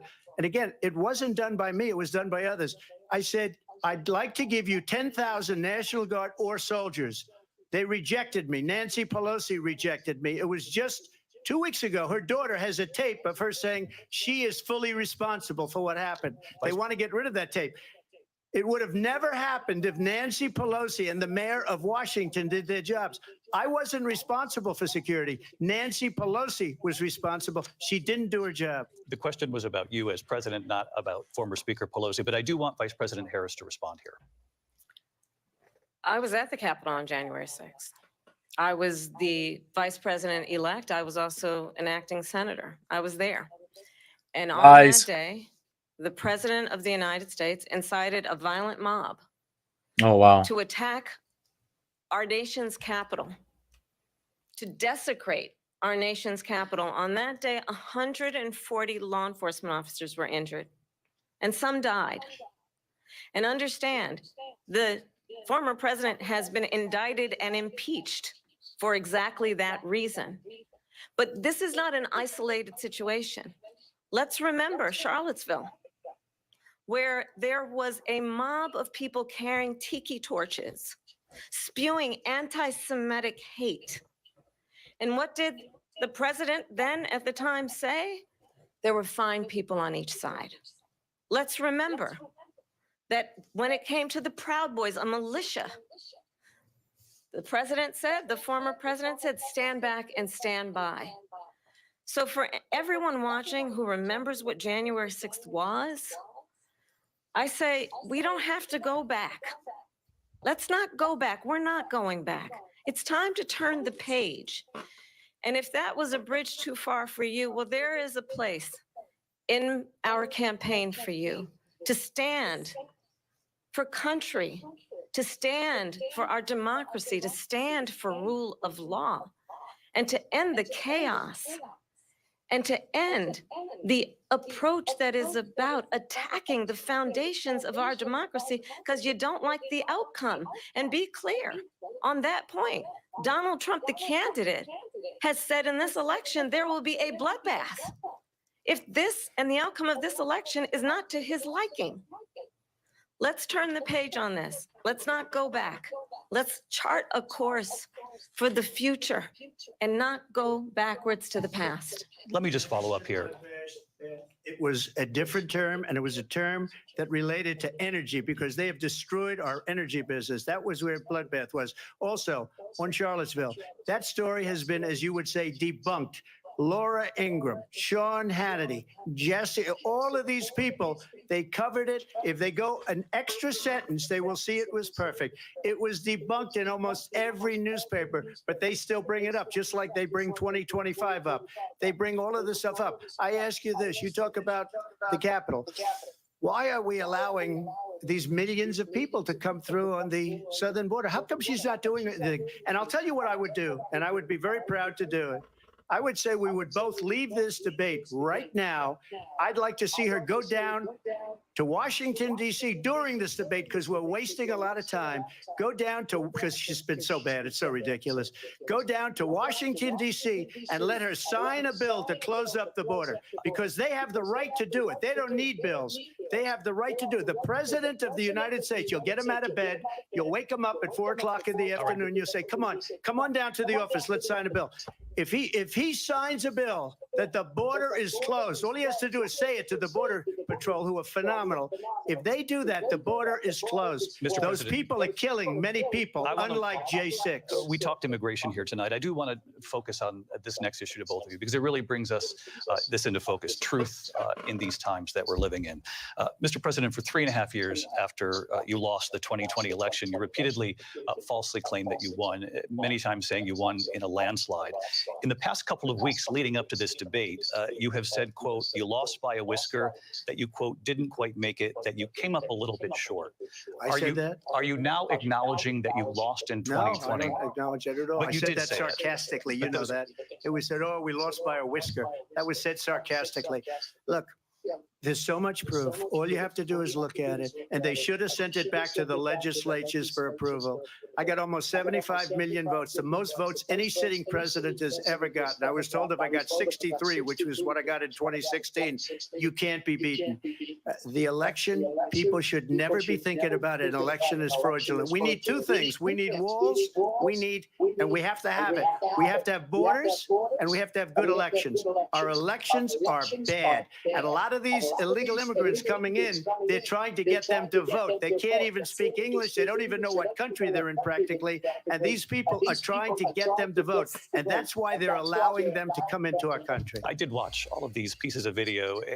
I didn't detect the sarcasm, lost by a whisker. We didn't quite make it. And we should just point out here as clarification, and you know this, you and your allies, 60 cases in front of many judges, many of them No judge looked at it. and said They said we didn't have standing. That's the other thing. They said we didn't have standing. standing, a technicality. Can you imagine a system where a person in an election doesn't have standing? The president of the United States doesn't have standing. That's how we lost. If you look at the facts, and I'd love to have you do a special on it, I'll show you Georgia, and I'll show you Wisconsin, and I'll show you Pennsylvania, and I'll show you. We have so many facts and statistics, but you know what? That doesn't matter, because we have to solve the problem that we have right now. That's old news. And the problem that we have right now is we have a nation in decline, and they have put it into decline. We have a nation that is dying, David. Mr. President, thank you. Vice President Harris, you heard the president there tonight. He said he didn't say that he lost by whiskers. So he still believes he did not lose the election that was won by President Biden and yourself. But I do want to ask you about something that's come up in the last couple of days. This was a post from President Trump about this upcoming election just weeks away. He said, when I win, those people who cheated, and then he lists donors, voters, election officials, he says will be prosecuted to the fullest extent of the law, which will include long-term prison sentences. One of your campaign's top lawyers responded saying, we won't let Donald Trump intimidate us. We won't let him suppress the vote. Is that what you believe he's trying to do here? Donald Trump was fired by 81 million people. So let's be clear about that. And clearly he is having a very difficult time processing that. But we cannot afford to have a president of the United States who attempts, as he did in the past, to upend the will of the voters in a free and fair election. And I'm going to tell you that I have traveled the world as Vice President of the United States, and world leaders are laughing at Donald Trump. I have talked with military leaders, some of whom worked with you, and they say you're a disgrace. And when you then talk in this way in a presidential debate and deny what over and over again are court cases you have lost because you did in fact lose that election, it leads one to believe that perhaps we do not have in the candidate to my right the temperament or the ability to not be confused about facts. That's deeply troubling, and the American people deserve better. I'll give you 1 minute to respond, Mr. President. Let me just say about world leaders. Viktor Orban, one of the most respected men, they call him a strong man. He's a tough person, smart, Prime Minister of Hungary. They said, why is the whole world blowing up? 3 years ago, it wasn't. Why is it blowing up?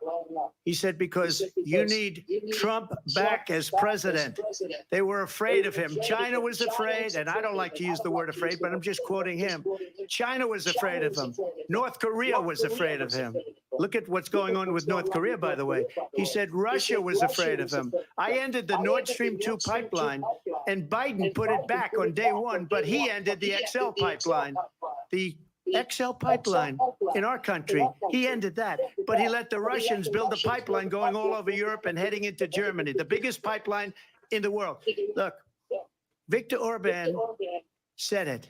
He said the most respected, most feared person is Donald Trump. We had no problems when Trump was president. But when this weak, pathetic man that you saw at a debate just a few months ago, that if he weren't in that debate, he'd be running instead of her. She got no votes. He got 14 million votes. What you did, you talk about a threat to democracy. He got 14 million votes, and they threw him out of office. And you know what? I'll give you a little secret. He hates her. He can't stand her. But he got 14 million votes. They threw him out. She got 0 votes. And when she ran, she was the first one to leave because she failed. And now she's running. I don't understand it, but I'm okay with it because your time is I think we're going to do very well. We've got a lot more to get to. Turning now to the Israel-Hamas war and the hostages who are still being held, Americans among them. Vice President Harris, in December, you said, quote, Israel has a right to defend itself, but you added, quote, it matters how, saying international humanitarian law must be respected. Israel must do more to protect innocent civilians. You said that 9 months ago. Now an estimated 40,000 Palestinians are dead. Nearly 100 hostages remain. Just last week, Prime Minister Benjamin Netanyahu said there's not a deal in the making. President Biden has not been able to break through the stalemate. How would you do it? Well, let's understand how we got here. On October 7th, Hamas, a terrorist organization, slaughtered 1,200 Israelis. many of them young people who were simply attending a concert. Women were horribly raped. And so, absolutely, I said then, I say now, Israel has a right to defend itself. We would. And how it does so matters, because it is also true, far too many innocent Palestinians have been killed. Children, mothers. What we know is that this war must end. It must end immediately, and the way it will end is we need a ceasefire deal and we need the hostages out.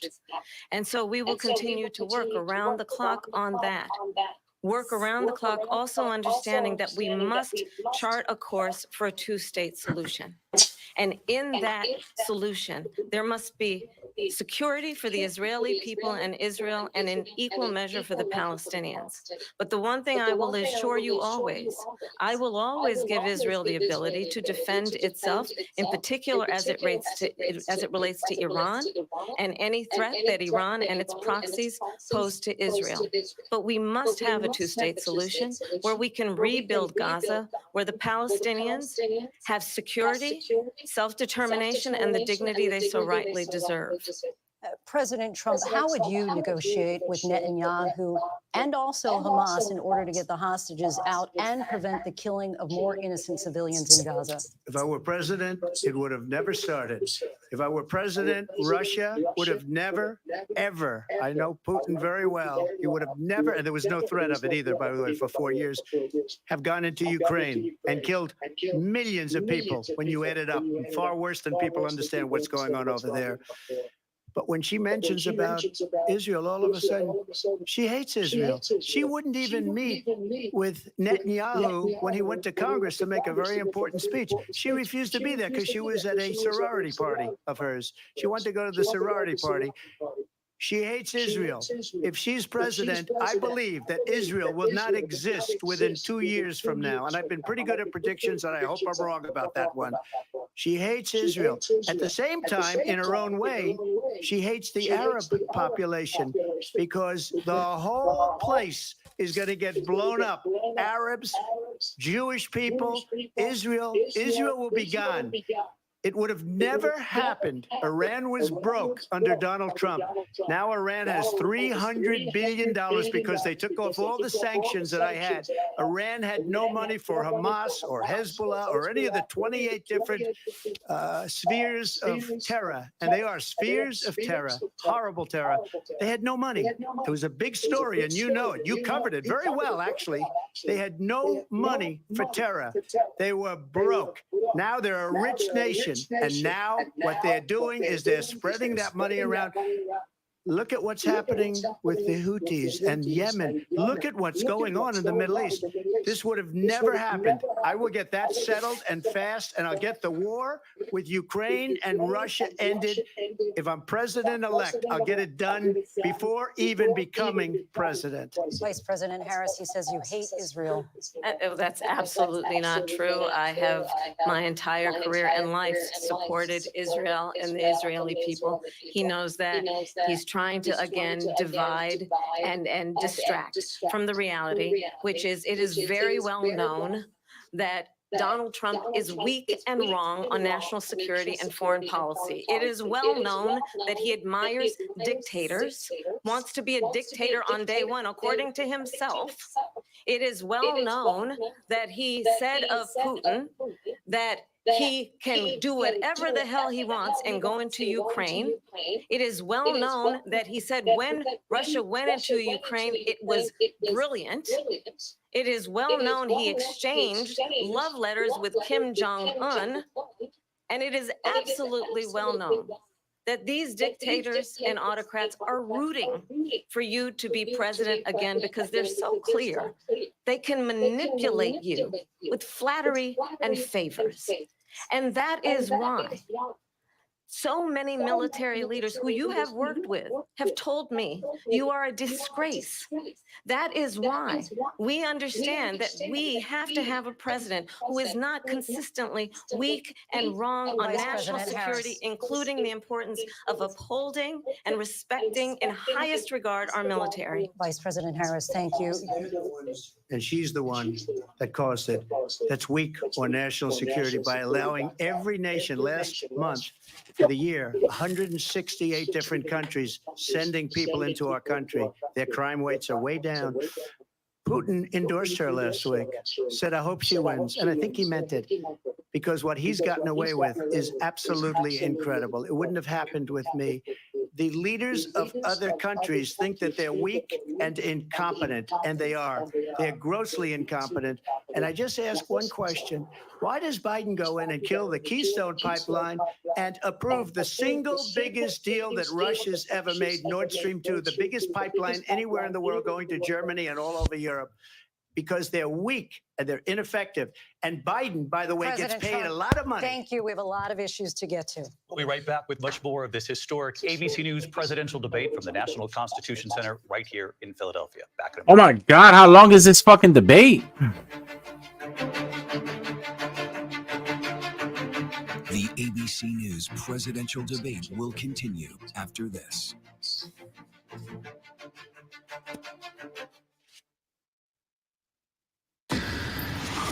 It was a regular day for 19-year-old Melissa Witt. She went to meet her mom at a bowling church league, but she never makes it into the bowling alley. My gut knew this was not a young girl who just ran away. New information and pools of blood were found by detectives. I'd just love to have her back more than anything in the world. It is a heart-wrenching day for the family of Melissa Witt. Police found the body in the Ozark National Forest. You had several suspects. All these kinds of leads. A known serial killer in your area. Oh, all right. Being involved. We got about We're actually finding key 30 minutes left. could have slipped through the cracks. You're looking for that. So around 10:30, 11. Her last hours on this earth were probably the most horrific a person can experience. This beautiful young girl.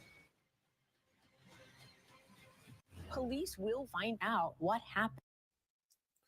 All right, let's see what Skyline's saying. Oh, these niggas ended their shit? No way. Oh, maybe they weren't allowed to. I don't think they were allowed to.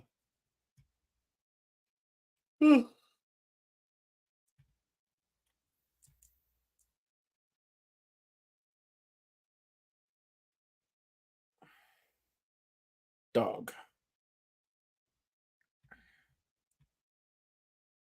It just seemed like I had met my soulmate.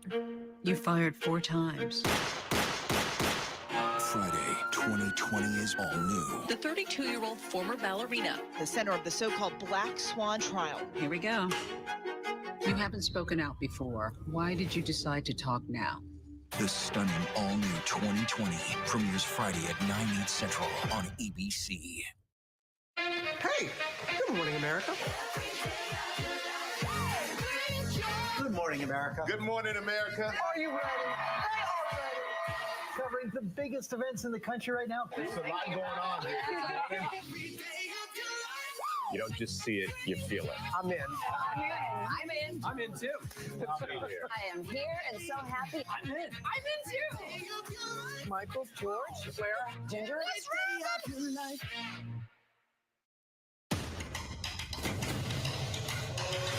This is Impact by Nightline. Are you kidding me? My sense was that everybody around him was afraid of him. Brittany describes having a secret abortion that not even her family knew about. What's going on with Kate? What is the relationship like between Harry and William today? What did people start to say? You look great. Are you on Ozempic? I told the kids, I said, I'm not Nah. gonna let you eat breakfast until you get your chores done. She talks about tough love and harsh punishment. No, it's abuse. I think Scott Peterson murdered his Nah, wife Ozempic is crazy, bro. Yo, everybody that was fat and turned skinny, they don't even go to lipo no more. They're like, nah, that bitch is on Ozempic. That shit is crazy. Exotic. You have no idea. Impact by Nightline. The all-new season premieres this September, only on Hulu.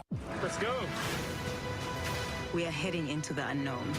Oh my gosh. We just saw what no one has seen before. It doesn't get any more cutting edge than this.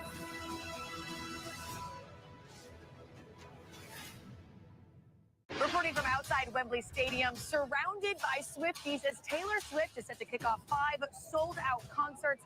I'm Maggie Rulli. You're streaming ABC News Live. What does it take to be the most watched newscast in America? We are part of an operation. Is this our combat operations center? We're approaching the gate. Militants came in from. Hi, appreciate you. Thank you. Ismail, David. ABC's World News Tonight with David Muir is Oh, America's yeah, what about it? most watched newscast. You're watching America's #1 streaming news. Keep streaming with ABC News Live. Live from the National Constitution Center in Philadelphia, Pennsylvania. Here again, David Muir and Lindsay Davis. Welcome back to this historic ABC News presidential debate tonight. We're going to continue here, and I want to turn to the war in Ukraine. We're now 2.5 years into this conflict. Mr. President, it has been the position of the Biden administration that we must defend Ukraine from Russia, from Vladimir Putin, to defend their sovereignty, their democracy, that it's in America's best interest to do so, arguing that if Putin wins, he may be emboldened to move even further into other countries. You have said you would solve this war in 24 hours. You said so just before the break tonight. How exactly would you do that? And I want to ask you a very simple question tonight. Do you want Ukraine to win this war? I want the war to stop. I want to save lives that are being uselessly, people being killed by the millions. It's the millions. It's so much worse than the numbers that you're getting, which are fake numbers. Look, we're in for 250 billion or more because they don't ask Europe, which is a much bigger beneficiary to getting this thing done than we are. They're in for $150 billion less because Biden and you don't have the courage to ask Europe like I did with NATO. They paid billions and billions, hundreds of billions of dollars when I said, either you pay up or we're not going to protect you anymore. So that's maybe one of the reasons they don't like me as much as they like weak people. But you take a look at what's happening. We're in for 250 to 275 billion.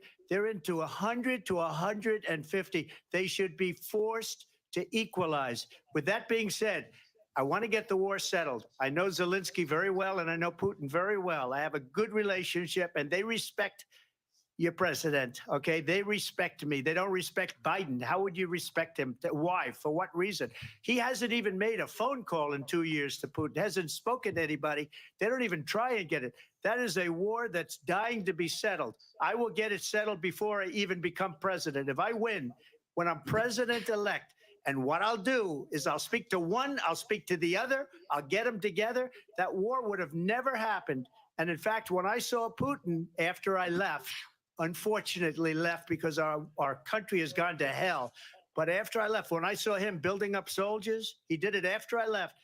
I said, oh, he must be negotiating. It must be a good, strong point of negotiation.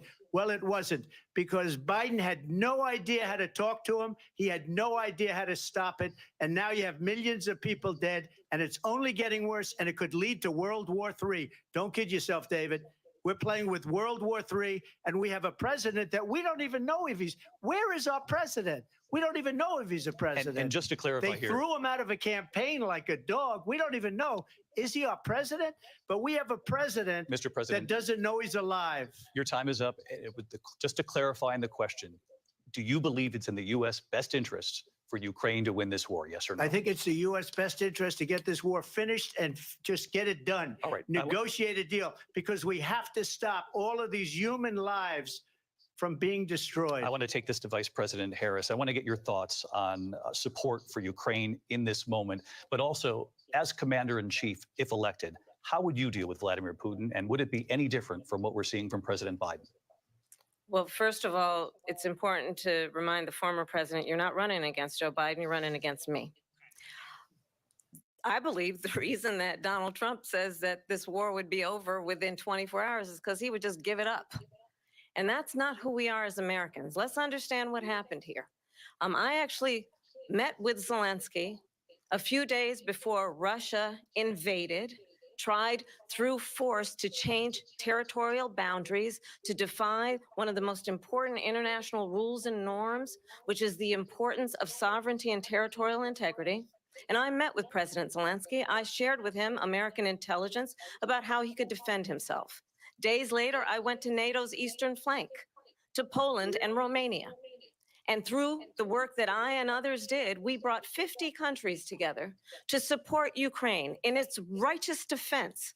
And because of our support, because of the air defense, the ammunition, the artillery, the javelins, the Abrams tanks that we have provided, Ukraine stands as an independent and free country. If Donald Trump were president, Putin would be sitting in Kyiv right now. And understand what that would mean, because Putin's agenda is not just about Ukraine. Understand why the European allies and our NATO allies are so thankful that you are no longer president, and that we understand the importance of the greatest military alliance the world has ever known, which is NATO, and what we have done to preserve the ability of Zelensky and the Ukrainians to fight for their independence. Otherwise, Putin would be sitting in Kyiv with his eyes on the rest of Europe, starting with Poland. And why don't you tell the 800,000 Polish Americans right here in Pennsylvania how quickly you would give up for the sake of favor and what you think is a friendship with what is known to be a dictator who would eat you for lunch. Vice President Harris, thank you. We've heard from both of you on Ooh. Ukraine tonight. Afghanistan came up in the last hour. Oh, she felt like that shit hurt in her heart. A minute here. Putin would be sitting in Moscow, and he wouldn't have lost 300,000 men and women, but he would have been sitting in Moscow. Quiet, please. He would have been sitting in Moscow much happier than he is right now. But eventually, you know, he's got a thing that other people don't have. He's got nuclear weapons. They don't ever talk about that. He's got nuclear weapons. Nobody ever thinks about that. And eventually, maybe he'll use them, and maybe he hasn't been that threatening, but he does have that. Something we don't even like to talk about. Nobody likes to talk about it. But just so you understand, they sent her to negotiate peace before this war started. 3 days later, he went in and he started the war because everything they said was weak and stupid.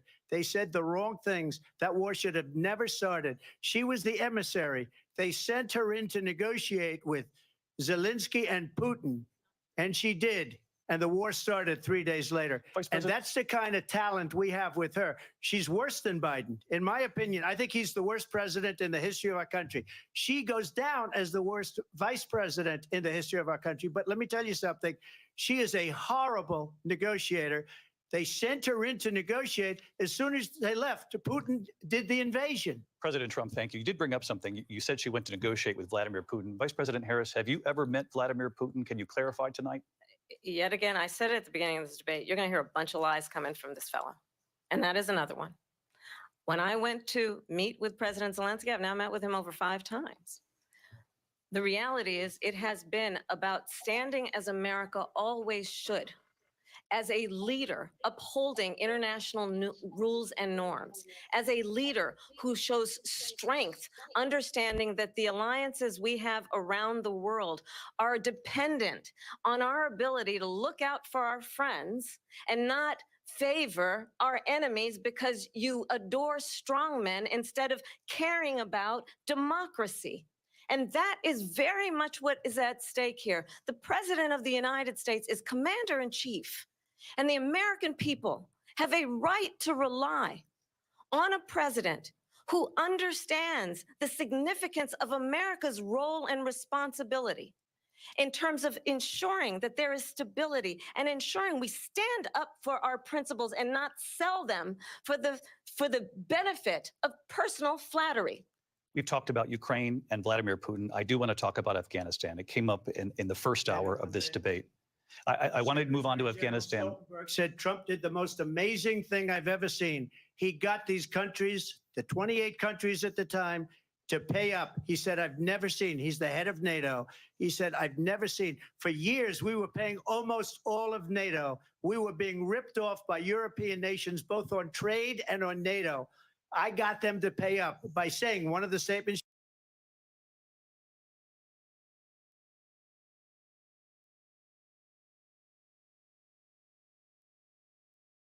I want to turn to Afghanistan. It came up in the first hour of the debate, and we witnessed a poignant moment today on Capitol.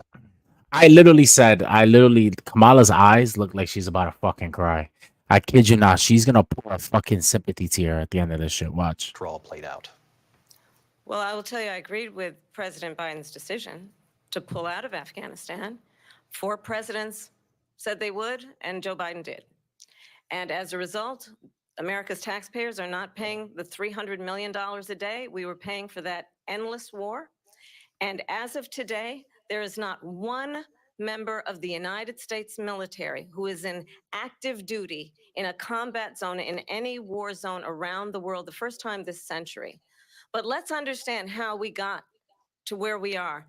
Donald Trump, when he was president, negotiated one of the weakest deals you can imagine. He calls himself a deal maker. Even his national security advisor said it was a weak, terrible deal. And here's how it went down. He bypassed the Afghan government. He negotiated directly with a terrorist organization called the Taliban. The negotiation involved the Taliban getting 5,000 Taliban terrorists released. And get this, and the president at the time invited the Taliban to Camp David, a place of storied significance for us as Americans, a place where we honor the importance of American diplomacy, where we invite and receive respected world leaders. And this former president, as president, invited them to... She's gonna say, this stupid nigga. That's what it sounded like, Jack. It sounded like she's like, yo, this stupid nigga. To be commander-in-chief with a level of respect. And this gets back to the point of how he has consistently disparaged and demeaned members of our military, fallen soldiers, and the work that we must do to uphold the strength and the respect of the United States of America around the world. Vice President Harris, thank you. President Trump, your response to her saying that you began the negotiations with the Taliban. So if you take a look at that period of time, the Taliban was killing our soldiers, a lot of them, with snipers.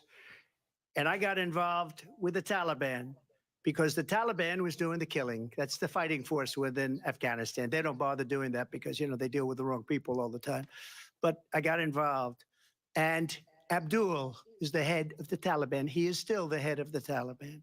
And I told Abdul, don't do it anymore. You do it anymore, you're going to have problems. And he said, why do you send me a picture of my house? I said, you're going to have to figure that out, Abdul. And for 18 months, we had nobody killed. We did have an agreement negotiated by Mike Pompeo. It was a very good agreement. The reason it was good, we were getting out. We would have been out faster than them, but we wouldn't have lost the soldiers. We wouldn't have left many Americans behind, and we wouldn't have left $85 billion worth of brand new, beautiful military equipment behind. And just to finish, they blew it. The agreement said you have to do this, and they didn't do it. The agreement was terminated by us because they didn't do what they were supposed to do. I want to move on. And these people did the worst withdrawal, and in my opinion, the most embarrassing moment in the history of our country. And by the way, that's why Russia attacked Ukraine, because they saw how incompetent she and her boss are. President Trump, thank you. I want to move on now to race and politics in this country. Mr. President, you recently said of Vice President Harris, quote, I didn't know she was black until a number of years ago when she happened to turn black, and now she wants to be known as black. I want to ask a bigger picture question here tonight. Why do you believe it's appropriate to weigh in on the racial identity of your opponent? I don't, and I don't care. I don't care what she is. I don't care. You make a big deal out of something. I couldn't care less. Whatever she wants to be is okay with me. But those were your words. So I'm I asking. don't know. I mean, all I can say is I read where she was not black, that she put out, and I'll say that. And then I read that she was black, and that's okay. Either one was okay with me. That's up to her. That's up to her. Vice President Harris, your thoughts on this? Honestly, I think it's a tragedy that we have someone who wants to be president who has consistently, over the course of his career, attempted to use race to divide the American people.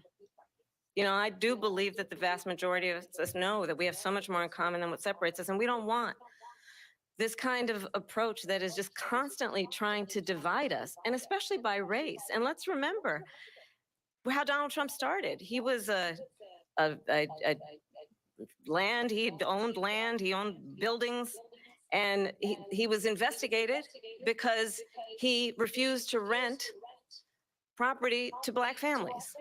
Let's remember, this is the same individual who took out a full-page ad in the New York Times calling for the execution of 5 young Black and Latino boys who were innocent, the Central Park 5.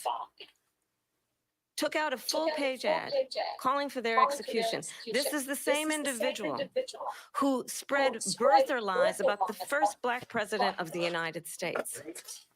And I think the American people want better than that, want better than this, want someone who understands, as I do, I travel our country.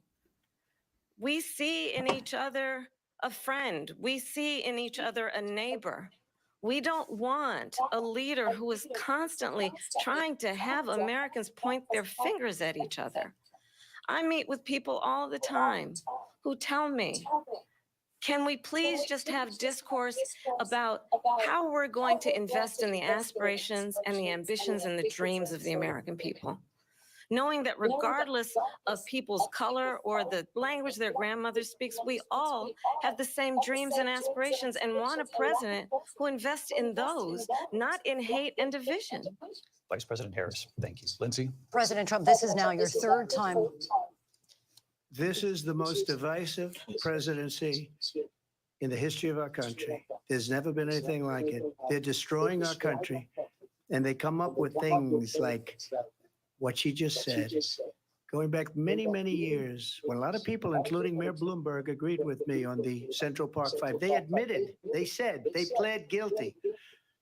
And I said, well, if they pled guilty, they badly hurt a person, killed a person ultimately. And if they pled guilty, then they pled, we're not guilty.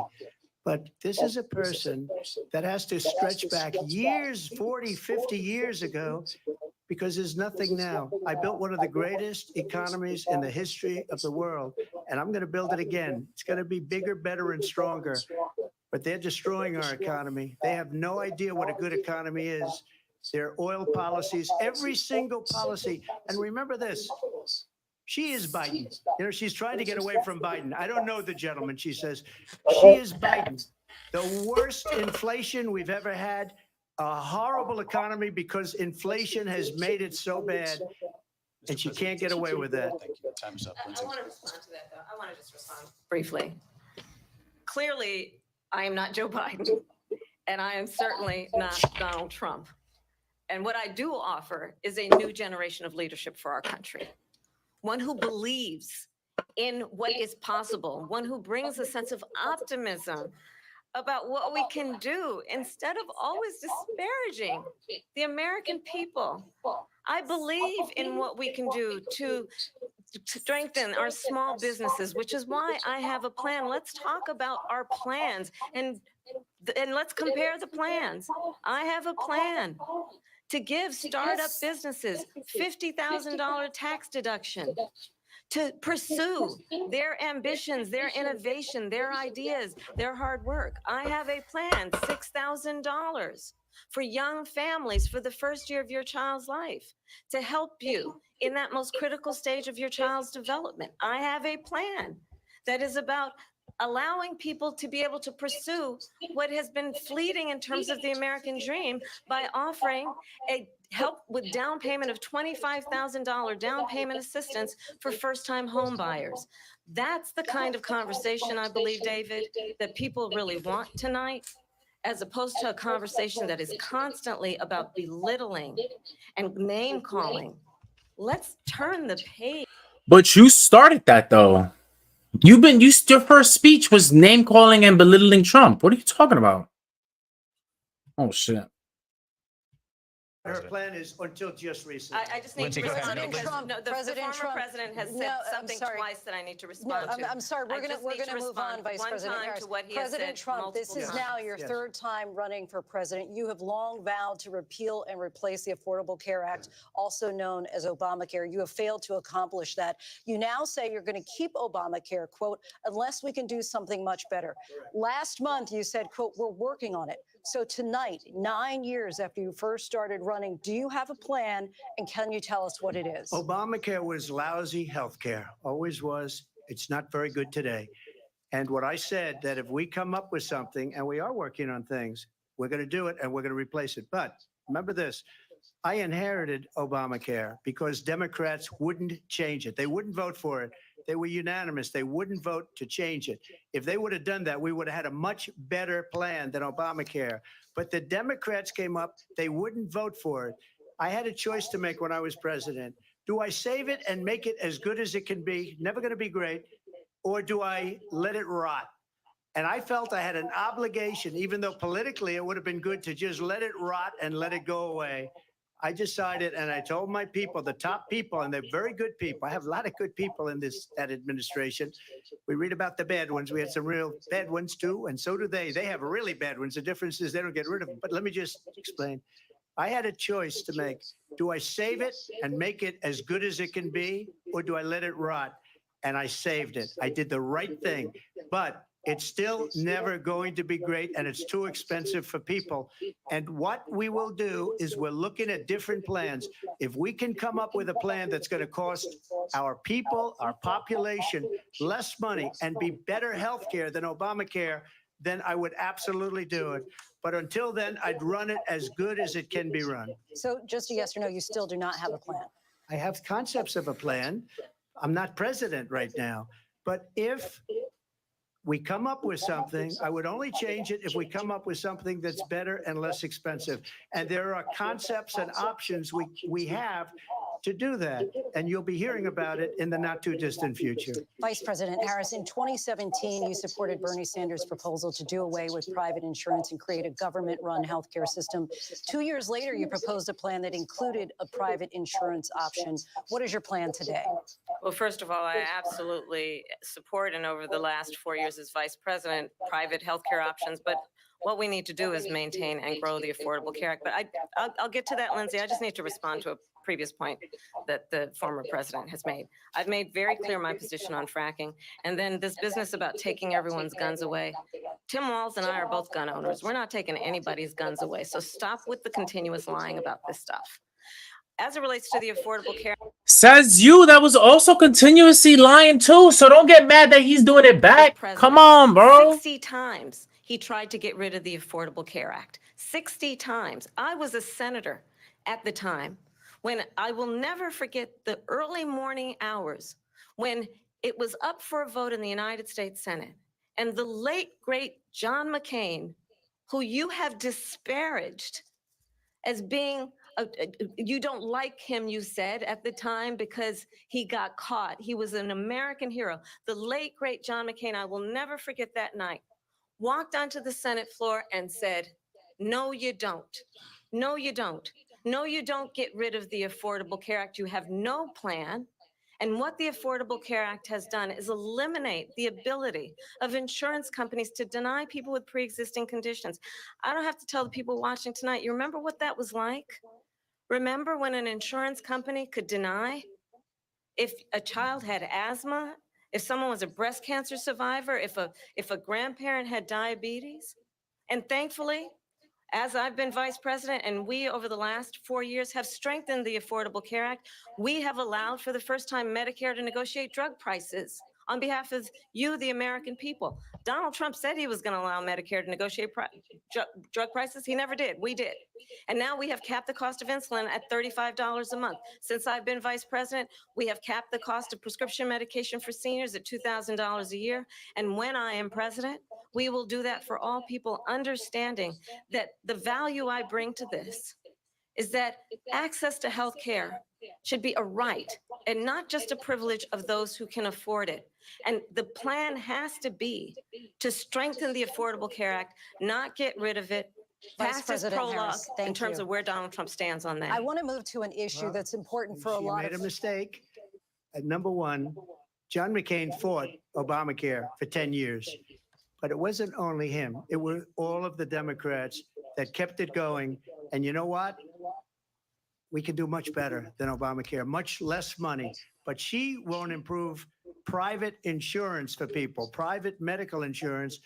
That's another thing she doesn't want to get. President People Trump. are paying privately for insurance that have worked hard and made money, and they want to have private. She wants everybody to be on government insurance where you wait 6 months for an operation that you need immediately. President Trump, thank you. We have another issue that we'd like to get to that's important for a number of Americans, in particular younger voters, and that's climate change. President Trump, with regard to the environment, you say that we have to have clean air and clean water. Vice President Harris, you call climate change an existential threat. The question to you both tonight is, what would you do to fight climate change? And Vice President Harris, we'll start with you. 1 minute for you each. Well, the former president had said that climate change is a hoax.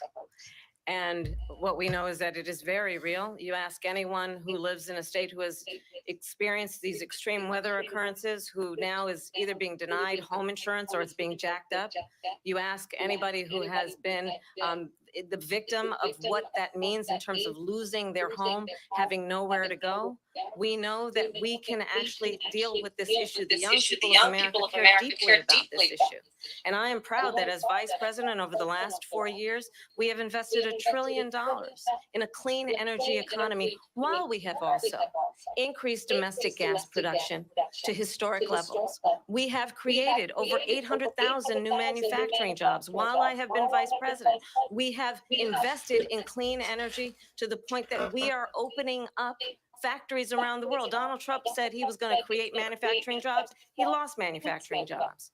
And I'm also proud to have the endorsement of the United Auto Workers and Sean Fain, who also know that part of building a clean energy economy includes investing in American-made products, American automobiles. It includes growing what we can do around American manufacturing and opening up auto plants, not closing them like happened under Donald Trump. Vice President Harris, thank you. That didn't happen under Donald Trump. Let me just tell you, they lost 10,000 manufacturing jobs this last month.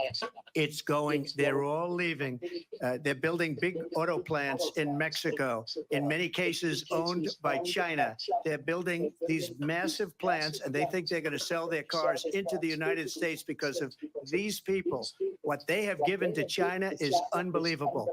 But we're not going to let that. We'll put tariffs on those cars so they can't come into our country, because they will kill the United Auto Workers and any auto worker, whether it's in Detroit or South Carolina or any other place. What they've done to business and manufacturing in this country is horrible. We have nothing because they refuse. You know, Biden doesn't go after people because supposedly China paid him millions of dollars. He's afraid to do it. Between him and his son, they get all this money from Ukraine. They get all this money from all of these different countries. And then you wonder, why is he so loyal to this one, that one, Ukraine, China? Why is he? Why did he get $3.5 million from the mayor of Moscow's wife? Why did she pay him $3.5 million?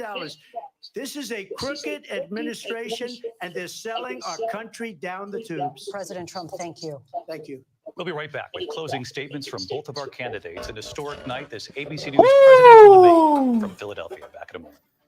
Yeah, how y'all think this is going? How y'all think this is going? I don't know. I feel like Kamala had was kind of good in the beginning. Like she was holding her own. And I don't know. I think she kind of just got lost in the sauce towards the end. I feel like Trump was straight across the line. Like, to be real, like he's done this so many times. This is regular shit for him. I feel like the only thing I really always hate about Trump, which I guess that's probably his gimmick too. Like, you know, he always avoids the question and always just talks about zingers. But I guess that's his thing, right? That's what he has to get awareness and clicks and all that stuff. But I feel like the shit that Kamala was saying too, a lot of the stuff, like it was like, man, that stuff was kind of like I find it weird how she was like, you know, this man is belittling me and doing all this stuff when you brought up, like, you started doing that too.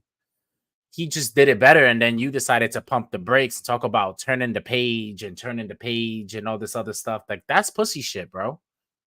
Don't enter the ring and throw punches, and then he throws punches back at you, and then you talk about, nah, we shouldn't be about violence. We should be about peace. Da la la la. Like, that's not the same. Like, that's corny. I found this hidden folder. I opened it. I don't think I can say it. I'm sorry. It's shocking. My stomach just dropped. He just really didn't think I had it in me to do something.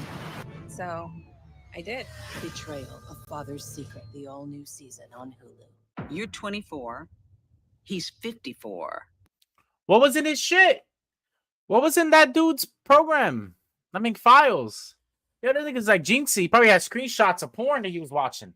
Like, yo, dudes are fucking weird, bro. The center of the so-called Black Swan trial. Here we go.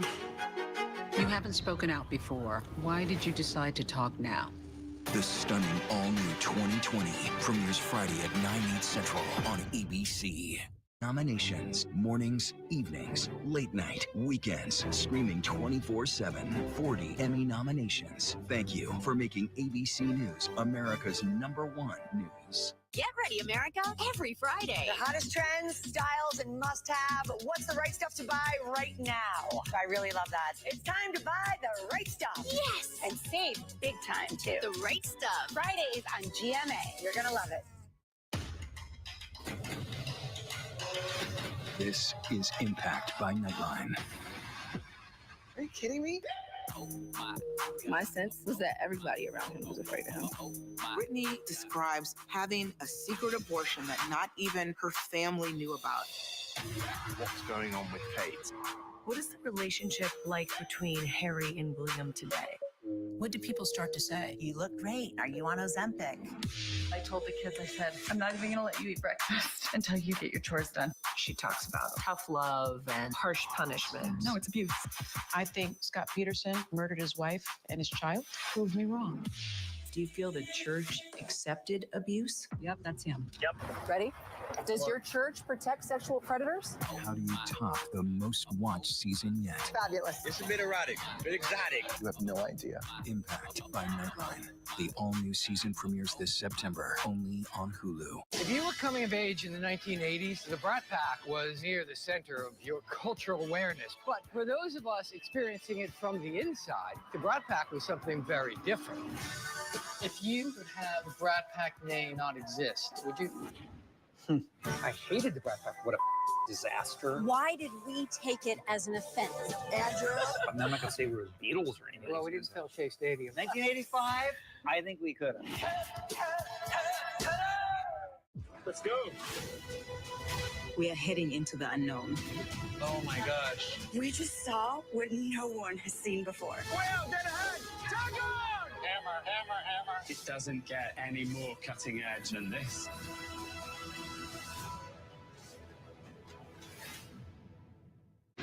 Reporting from the floor of the Republican National Convention, I'm Rachel Scott. Wherever the story is, we'll take you there. You're streaming ABC News Live. Live from the National Constitution Center in Philadelphia, Pennsylvania. Here again, David Muir and Lindsay Davis. Welcome back tonight. The time has come for closing statements. All And right. Vice President Harris, we begin with you. So I think you've heard tonight two very different visions for our country. One that is focused on the future, and the other that is focused on the past, and an attempt to take us backward. But we're not going back. And I do believe that the American people know we all have so much more in common than what separates us. And we can chart a new way forward. And a vision of that includes having a plan, understanding the aspirations, the dreams, the hopes, the ambition of the American people, which is why I intend to create an opportunity economy, investing in small businesses, in new families, in what we can do around protecting seniors, what we can do that is about giving hardworking folks a break and bringing down the cost of living. I believe in what we can do together that is about sustaining America's standing in the world and ensuring that we have the respect that we so rightly deserve, including respecting our military and ensuring we have the most lethal fighting force in the world. I will be a president that will protect our fundamental rights and freedoms, including the right of a woman to make decisions about her own body and not have her government tell her what to do. I'll tell you, I started my career as a prosecutor. I was a DA, I was an attorney general, a United States senator, and now vice president. I've only had one client, the people. And I'll tell you, as a prosecutor, I never asked a victim or a witness, are you a Republican or a Democrat? The only thing I ever asked them, are you okay? And that's the kind of president we need right now. Someone who cares about you and is not putting themselves first. I intend to be a president for all Americans and focus on what we can do over the next 10 and 20 years to build back up our country by investing right now in you, the American people. Vice President Harris, thank you. President Trump? So she just started by saying she's going to do this, she's going to do that, she's going to do all these wonderful things. Why hasn't she done it? She's been there for 3.5 years. They've had 3.5 years to fix the border. They've had 3.5 years to create jobs and all the things we talked about. Why hasn't she done it? She should leave right now, go down to that beautiful White House, go to the Capitol, get everyone together and do the things you want to do, but you haven't done it and you won't do it because you believe in things that the American people don't believe in. You believe in things like we're not going to frack. We're not going to take fossil fuel. We're not going to do things that are going to make this country strong, whether you like it or not. Germany tried that, and within 1 year, they were back to building normal energy plants. We're not ready for it. We can't sacrifice our country for the sake of bad vision. But I just ask one simple question. Why didn't she do it? We're a failing nation. We're a nation that's in serious decline. We're being laughed at all over the world. All over the world, they're laughed. I know the leaders very well. They're coming to see me. They call me. We're laughed at all over the world. They don't understand what happened to us as a nation. We're not a leader. We don't have any idea what's going on. We have wars going on in the Middle East. We have wars going on with Russia and Ukraine. We're going to end up in a third world war, and it'll be a war like no other because of nuclear weapons, the power of weaponry. I rebuilt our entire military. She gave a lot of it away to the Taliban. She gave it to Afghanistan. What these people have done to our country, and maybe toughest of all, is allowing millions of people to come into our country. Many of them are criminals, and they're destroying our country. The worst president, the worst vice president in the history of our country. President Trump, thank you. And that is our ABC News presidential debate from here in Philadelphia. Dog, what a fucking debate. Oh my God. What a fucking debate. That shit was insane. Jesus Christ. Yo, put in the comments who y'all think won the debate. You already know who I think won, man. I'm not gonna even say. You already know what time it is. But I'm out of here, y'all. Y'all have a good night.